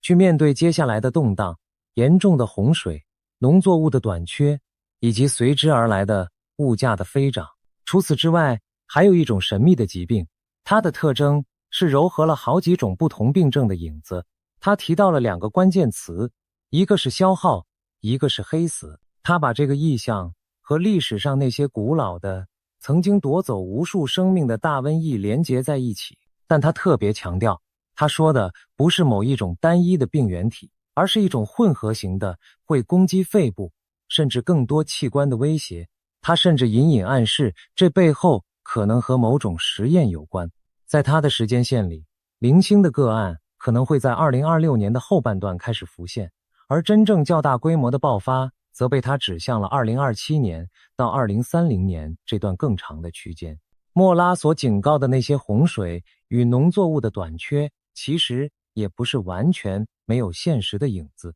这几年，全球的气候正变得越来越极端，一边是破纪录的高温与干旱，一边是来势汹汹的暴雨与洪灾。在许多地方，农民们看着自己辛苦耕耘的收成被反常的天气一次又一次的无情摧毁。当餐桌上的食物因为产量的下滑而变得越来越贵，当一个又一个地方因为缺水或者淹水而陷入困境，莫拉口中那一个物价飞涨的画面听起来似乎也就没有那么遥远了。他甚至特别点明了一种会让海洋升温、搅乱全球气候的自然现象，认为它将会在这一年扮演一个推波助澜的角色。你看，灵媒的语言和气象学的语言在这里又一次悄悄地重叠在了一起。而莫拉最让人印象深刻的一段意象发生在更早之前，他描述自己在冥想中意识仿佛一路下沉，潜入了深海。在那片伸手不见五指的海底，他看见海床诡异的隆起，就好像底下有一头沉睡已久的巨兽正在缓缓苏醒。他一边讲述，一边把这个画面画了出来。海底的火山开始活跃，一股巨大的能量在海洋的最深处悄悄积聚，而且那不只是单一一个地点，而是一连串接连发生的隆起。他说，那个画面越来越清晰，就像一个沉睡了不知道多久的巨人正被地壳底下某一道断裂硬生生地唤醒。他甚至没办法把那个字直接说出来，因为他说每次他提到那两个字都会被骂、被指责影响观光，但他还是忍不住暗示他看见的是一个非常受欢迎的度假胜地。值得一提的是，莫拉本人其实也是一个充满争议的活生生的人。他曾经因为一个关于边境冲突的预言引发了巨大的恐慌，遭到铺天盖地的批评，甚至一度因为压力而从镁光灯下消失，被焦虑与忧郁所困扰。他后来公开道歉，说自己学到了教训，往后会更谨慎地使用每一句话。他甚至苦笑着说，他常常想放弃这个职业，可是工作却一直找上门来。我之所以要把这一段也讲出来，是因为这恰恰提醒了我们一件重要的事：预言从来都不是100%的铁口直断，它是一种参考，一种提醒。就连莫拉自己都呼吁，请大家在相信之前，先用自己的脑袋好好分析，把莫拉的这些预言串起来，你会发现，他和帕克的版本虽然语言完全不同，但骨架却惊人的相似。物价飞涨对应的是金融的崩塌，瘟疫与洪水对应的是社会秩序的动荡，而那头在海底苏醒的巨兽更像是某种更大的地球层面的巨变。两个人，两种方法，两个半球，却指向了同一种感觉：旧的世界正在承受前所未有的压力。而当我们把目光转向第三位美国的通灵者潘蜜拉·道恩斯，整个故事的视角突然被一口气拉高到了一个完全不同的维度。如果说帕克和莫拉看见的更多是灾难本身，是那些会发生的具体事件，那么潘蜜拉看见的是灾难背后的那一层意义。他说，早在2020年，他就开始接收到一连串的意象，一连串他口中所说的下载。他看见的东西包括地球板块的位移，包括越来越极端的天气形态。这部分听起来和前面两位并没有太大的差别，而潘蜜拉接收讯息的方式本身就带着一股浓厚的神秘的色彩。他说，这些讯息来自一个他称为光之议会的存在群体，而在这个议会的背后站着一些听起来仿佛从远古神话里直接走出来的名字。他提到了一些古老的造物存有，提到了一些在古埃及文明里曾经被人们当成智慧与创造之神来敬拜的存在。在他的描述里，这些存有并不是要来主宰人类的，他们更像是一群站在更高的地方默默看护着这场转变的引路人。他们透过他想要传递的始终是同一份提醒：不要把焦点放在恐惧上，要把焦点放回到你自己的内在。这份提醒贯穿了潘蜜拉所有的讯息，也成了他和帕克莫拉最不一样的地方。但潘蜜拉真正想说的从来都不只是这些灾难。他口中那个由古老的造物存有所组成的光之议会反复强调的核心讯息是这样的：理解这些即将到来的巨变，目的并不是要让你陷入恐惧，而是要唤醒你，去做一件事，提升你自己的频率。潘蜜拉用的词是大转变。他说，人类正站在演化的下一个阶段门口。他描述过一个反复出现在他意象里的画面。他说，有一天，我们的天空会被光所充满。他甚至用了一个说法，他说，成千上万的存在正在到来。他说，这场大转变已经开始了，而在这个过程里，旧的建立在恐惧之上的一切结构都会开始松动、崩解，然后一片一片的脱落。因为任何与更高频率不相符的东西都会在这股能量里自然而然地失去它的立足之地。你发现了吗？到了潘蜜拉这里，前面两位预言者口中那些可怕的灾难、金融的崩塌、社会的动荡、瘟疫与天灾，突然之间有了一个全新的解释。它们不再只是单纯的坏事，在潘蜜拉的框架里，这些崩塌恰恰就是旧地球在剥落，是新世界在浮现的征兆。一个是凋零，一个是新生，它们是同一件事的一体两面。好，现在我们把3条线索并排放在一起，做一次完整的对照。英国的帕克从财经与地缘政治的角度看见了一个旧秩序全面崩解的2026年。泰国的莫拉从灾难与天象的角度看见了瘟疫、洪水、物价飞涨与海底苏醒的巨兽。美国的潘蜜拉从灵性演化的角度看见了一场剥离旧世界迎向新地球的大转变。3个人，3个国家，3种完全不同的工具，可是当你把他们的话叠在一起，你会清清楚楚地听见同一个旋律，一个旧的世界正在结束，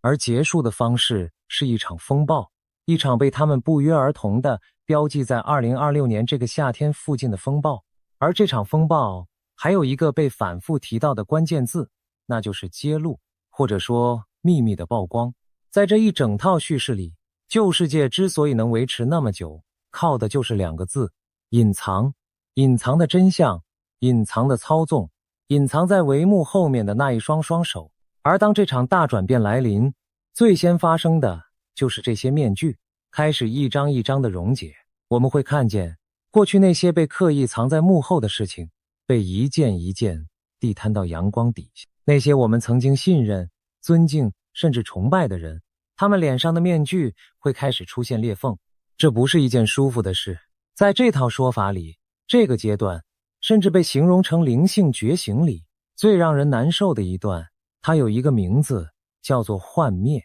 因为你会亲眼看见那些一直被藏着的关于欺骗、腐败与权力滥用的真相。你过去深信不疑的东西，可能在一夜之间被证明是假的。那种感觉就像脚下的地板突然被抽掉。可是支持这套说法的人会告诉你，这份难受是必要的，因为唯有把所有的脏东西都摊开在桌上，我们才能真正的看清楚，才能学到教训，然后带着更多的智慧继续往前走。在这套框架里，这场揭露不是来摧毁你的信念的，而是来把你从一场很长很长的梦里摇醒的。而说到揭露，这套叙事里还有一个层面，是这几年在西方被讨论的越来越公开的，那就是关于天空的秘密。曾经被当成阴谋论、被嘲笑、被斥为风言风语的不明飞行物议题，这几年风向悄悄地变了。一场又一场的国会听证会，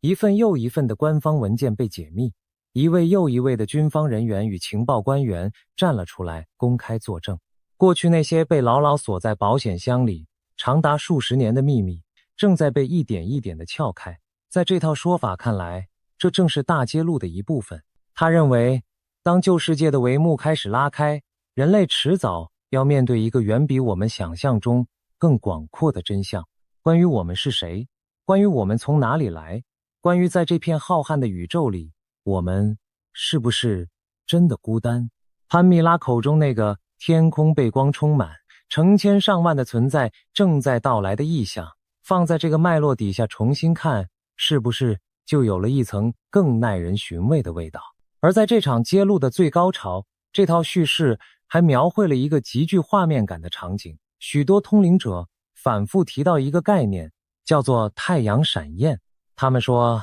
我们头顶上的这颗太阳正在发生某种变化，而这种变化被某些力量刻意地隐藏着。他们描述到了某一个临界点，太阳会释放出一道前所未有的巨大的能量，那会是一场全球性的，每一个人，无论你身在地球的哪一个角落，都会亲眼看见的光的盛宴。而这些年天空中越来越频繁出现的，在过去极为罕见的纬度都能看见的绚烂极光，在他们的眼中就是这场大事正在一步一步逼近的征兆。他们甚至说，在这道闪焰之后会紧接着一段被称为3天黑暗的时期，那是一段让整个世界暂时断开所有连结，向内沉淀，彻底重置的神圣的停顿。我必须很诚实地说，这些说法到目前为止没有任何主流科学的背书，我们就把它当成这套叙事里最戏剧化的一个篇章来认识就好。但你不得不承认，光是这个画面本身就已经足够让人浮想联翩了。讲到这里，我们终于要碰触今天最核心的那个问题了。所谓的旧地球和黄金时代到底是什么？人又是怎么被分配过去的？这套说法在西方的灵性圈里这2年被讨论得越来越热。它的核心是一个听起来很科幻，但被许多通灵者言之凿凿的概念：时间线的分裂。他们是这么描述的：长久以来，我们所在的这颗地球是一个让无数灵魂来体验二元对立的地方，光明与黑暗，爱与恐惧，善与恶，富有与贫穷，全都交织在一起，难分难解。我们在这里学习、犯错、受苦、成长。而现在，根据这套说法，这场长达数万年的二元实验正在走向尾声，地球正在从一个他们称为3维的密度，缓缓地朝着一个更高的他们称为5维的密度向上提升。而在这个提升的过程里，会发生一件大事。原本只有一条的时间线会分裂成2条，一条是他们口中的新地球，那是一个5维的世界，一个以合作、和谐与爱作为底色的世界。在那里，匮乏感消失了，恐惧退场啦，人与人之间是一种全新的建立在信任之上的关系。另一条则是旧地球的延续，那是3维循环的继续，一个依然被恐惧、控制与分离感所主导的世界。更惊人的是，这套说法给出了一个非常具体的时间框架。有通灵者表示，早在2010年左右，一条全新的路径就已经被铺设好了，目的就是为了让那些准备好的人能够尽可能平顺地完成这场过渡。而他们把2026年到2030年这段时间称为一条扬升的走廊。在这条走廊里，地球从3维到4维，再往5维的过渡会明显的加速，时间会开始变得很奇怪，你会觉得日子过得飞快，又会觉得某些时刻被拉得很长。许多旧的身份、旧的工作、旧的关系会在这段期间因为频率不再相符而一个一个的自然脱落。他们甚至引用了一个很古老的意象来形容这件事，叫做麦子与糠比的分离。意思是，到了某个关键的时刻，这2群人会走上2条再也不会交汇的道路。而对于那些选择留下或者还没准备好的灵魂，这套说法描述他们将会继续留在3维的循环里，再经历一段据说长达126000年的漫长旅程，直到下一次机会的到来。听到这里，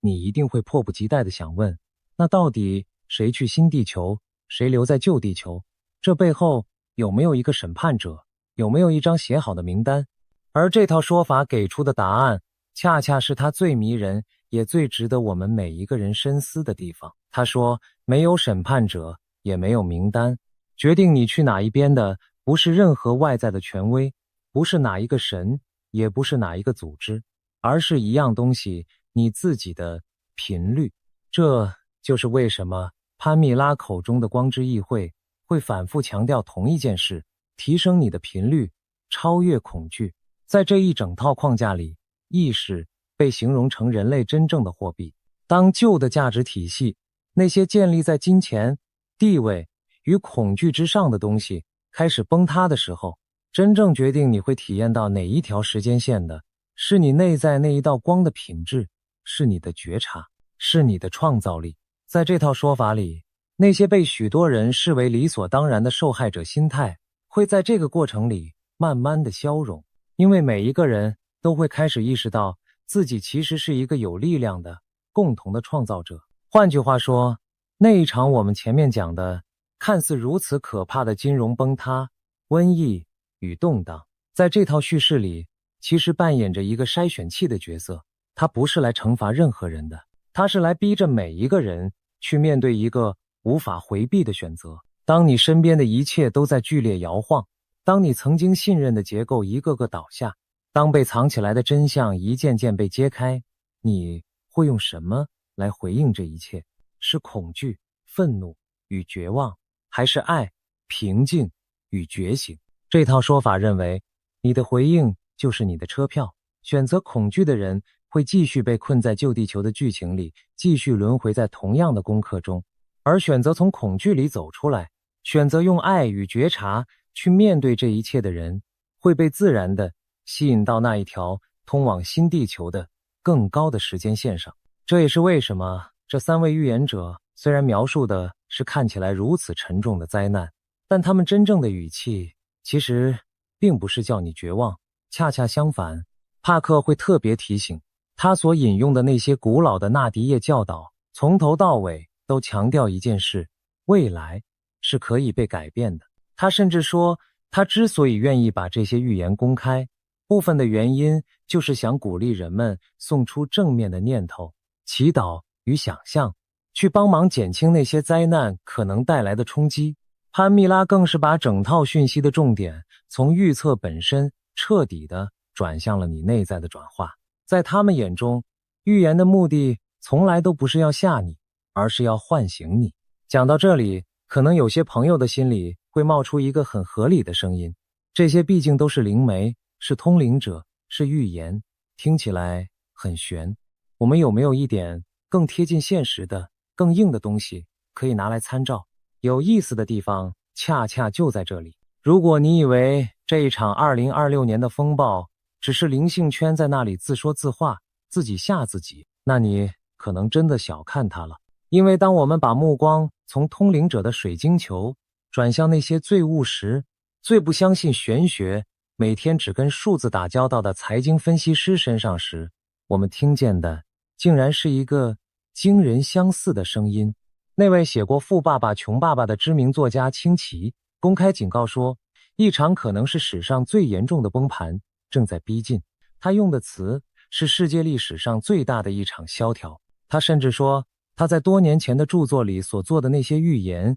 正在2026年一一成真。另一位传奇投资人罗杰斯也早在2025年底就拉响了警报。他说，我们这辈子遇过最严重的金融危机将会发生在2026年，而背后的2大推手，一个是各国疯狂膨胀的债务，另一个正是人工智慧的泡沫。还有那位曾经准确预言过好几次衰退的老牌经济学家席林也直言不讳地说，2026年的经济衰退几乎已经难以避免。他甚至点名股市出现2%到3%的下跌，按照历史的标准来看，根本就不算什么大事。除此之外，连那位因为大卖空而声名大噪的投资人都重新站了出来，对人工智慧的泡沫发出了沉重的警告。你发现了吗？这些人没有一个是灵媒，他们看的是利率，是债务，是房市，是企业的资本支出。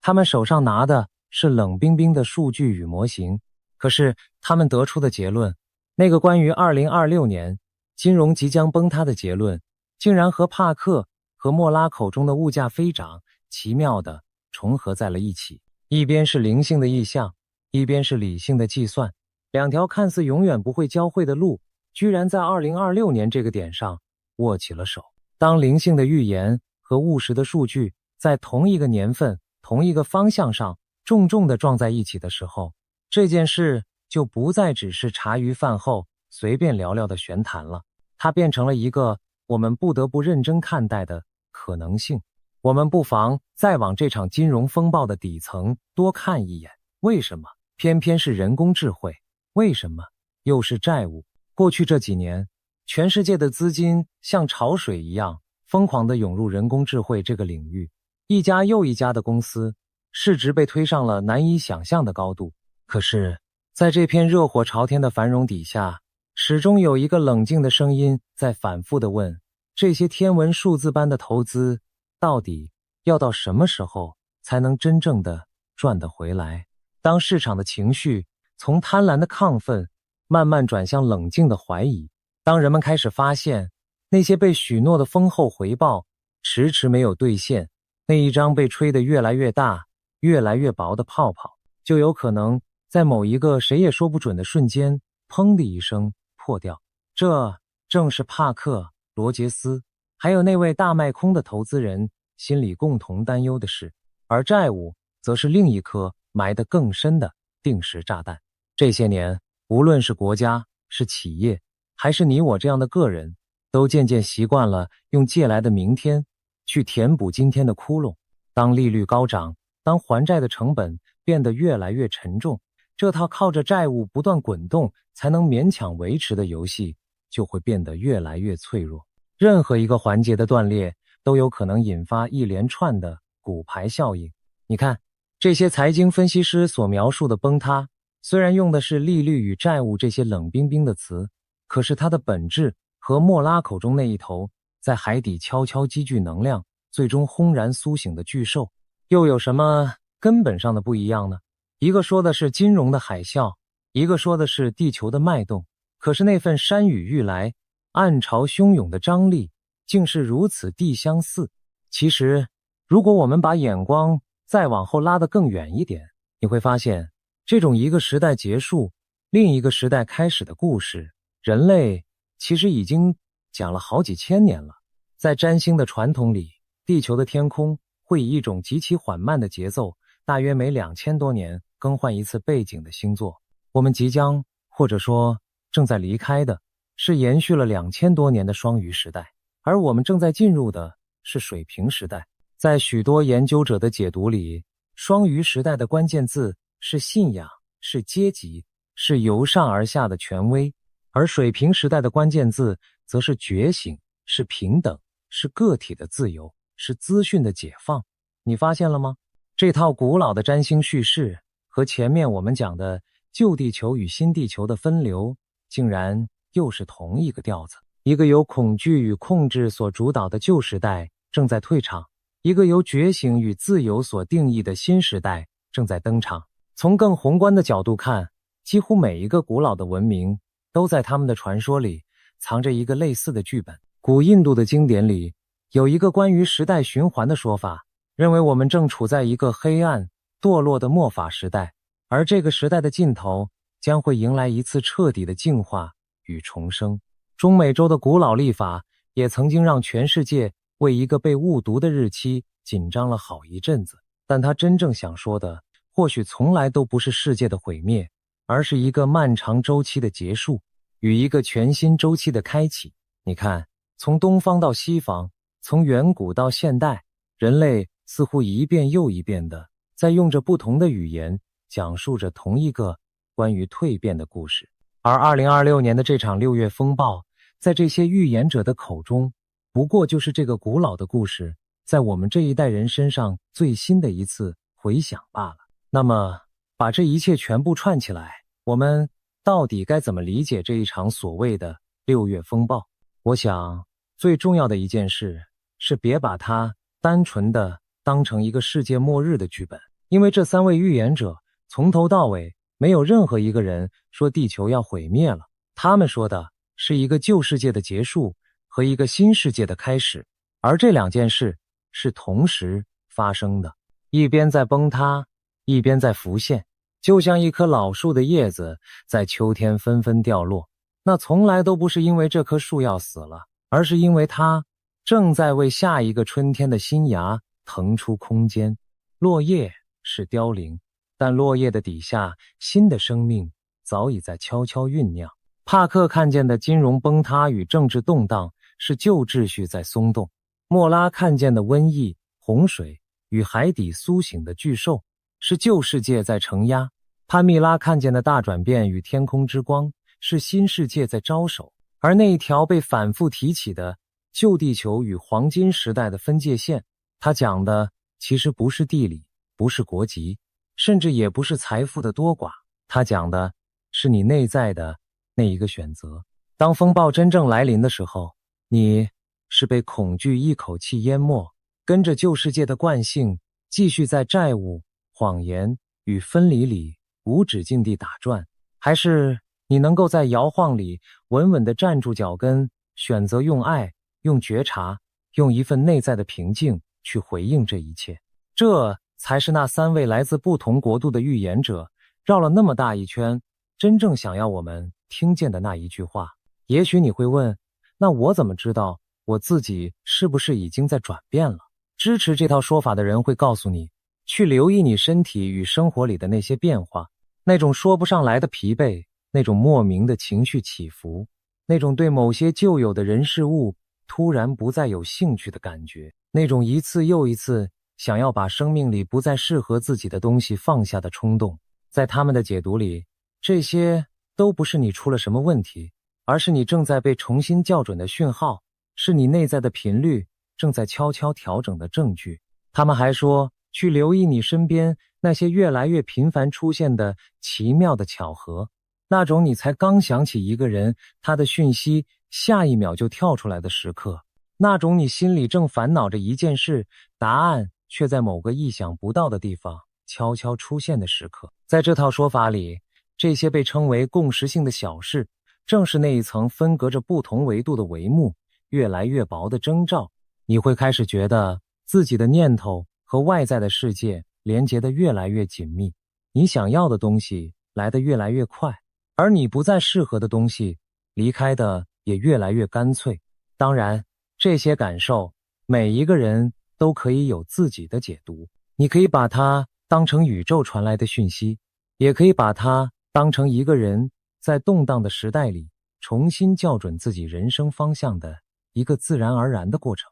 重要的从来都不是这个标签本身，而是这一份愿意向内看的觉察。当然，讲到这里，我也想很诚实的跟你说几句比较冷静的话。这一整套关于时间线分裂、关于维度提升的说法，到目前为止是没有办法被科学所验证的。它建立在通灵，建立在个人的意向，建立在一种主观的灵性的体验之上。而且历史上关于世界即将迎来巨变的预言从来就没有断过，几乎每一个世代都曾经深信自己正活在一个最特殊、最关键的转折点上，而那些被预言为大限的日子，绝大多数最后都平静地过去了。所以，对于任何一个把确切的时间、确切的灾难都说得斩钉截铁的说法，我们永远都要在心里为自己保留一份清醒，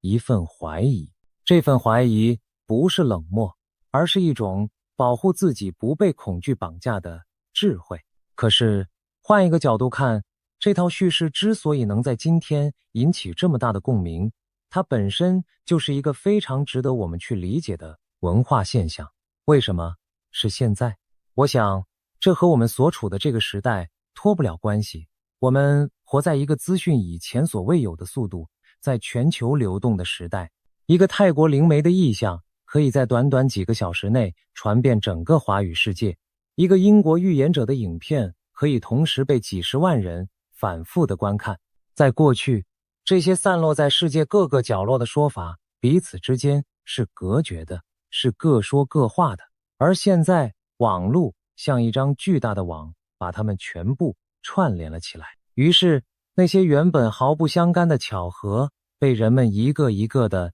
挑出来，放在一起，最终编织成了一个无比庞大的共同的故事。也许这场所谓的觉醒，最真实的那一个层面，并不在遥远的天上，而就在这里，是在我们每一个人透过一块小小的荧幕，第一次清清楚楚地意识到，原来在这个星球的另一端，有那么多人和我一样，怀抱着同样的对未来的不安与对改变的渴望。从这个意义上讲，无论那些预言最后会不会应验，这一份跨越了国界、跨越了语言的共同的关注本身就已经是一种前所未有的连结了。所以，回到我们最开始的那一个问题，世界级的秘密正在曝光，你将被分配到旧地球还是黄金时代？如果这套说法是真的，那么答案从来都不在天上，不在某一张神秘的名单上，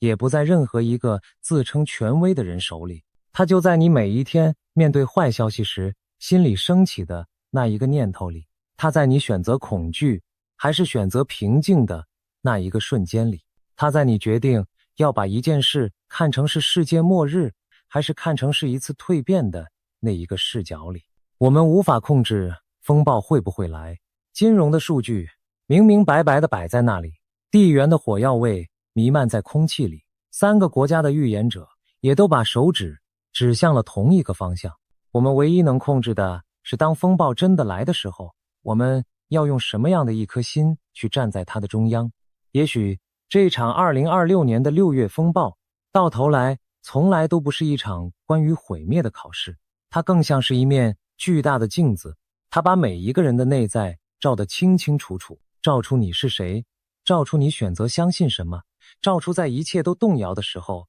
你最终会把自己交给恐惧，还是交给光。而那一个选择从来都只属于你一个人。无论你信不信这些预言，有一件事或许是值得我们每一个人都放在心上的。在一个越来越动荡、越来越多坏消息的时代里，能够守住自己内心的那一份平静与清醒，这件事本身就已经是一种了不起的力量。它不需要任何预言来证明，它在任何一条时间线上都成立。风暴总会过去的，而你选择成为的那一个人会留下来。在这个故事的最后，我想留给你一个没有标准答案的问题。如果有一天你真的站在了那一道传说中的分岔路口前面，一边是熟悉的虽然充满了痛苦却无比真实的旧世界，另一边是陌生的被许诺着光明却需要你彻底放下恐惧的新世界，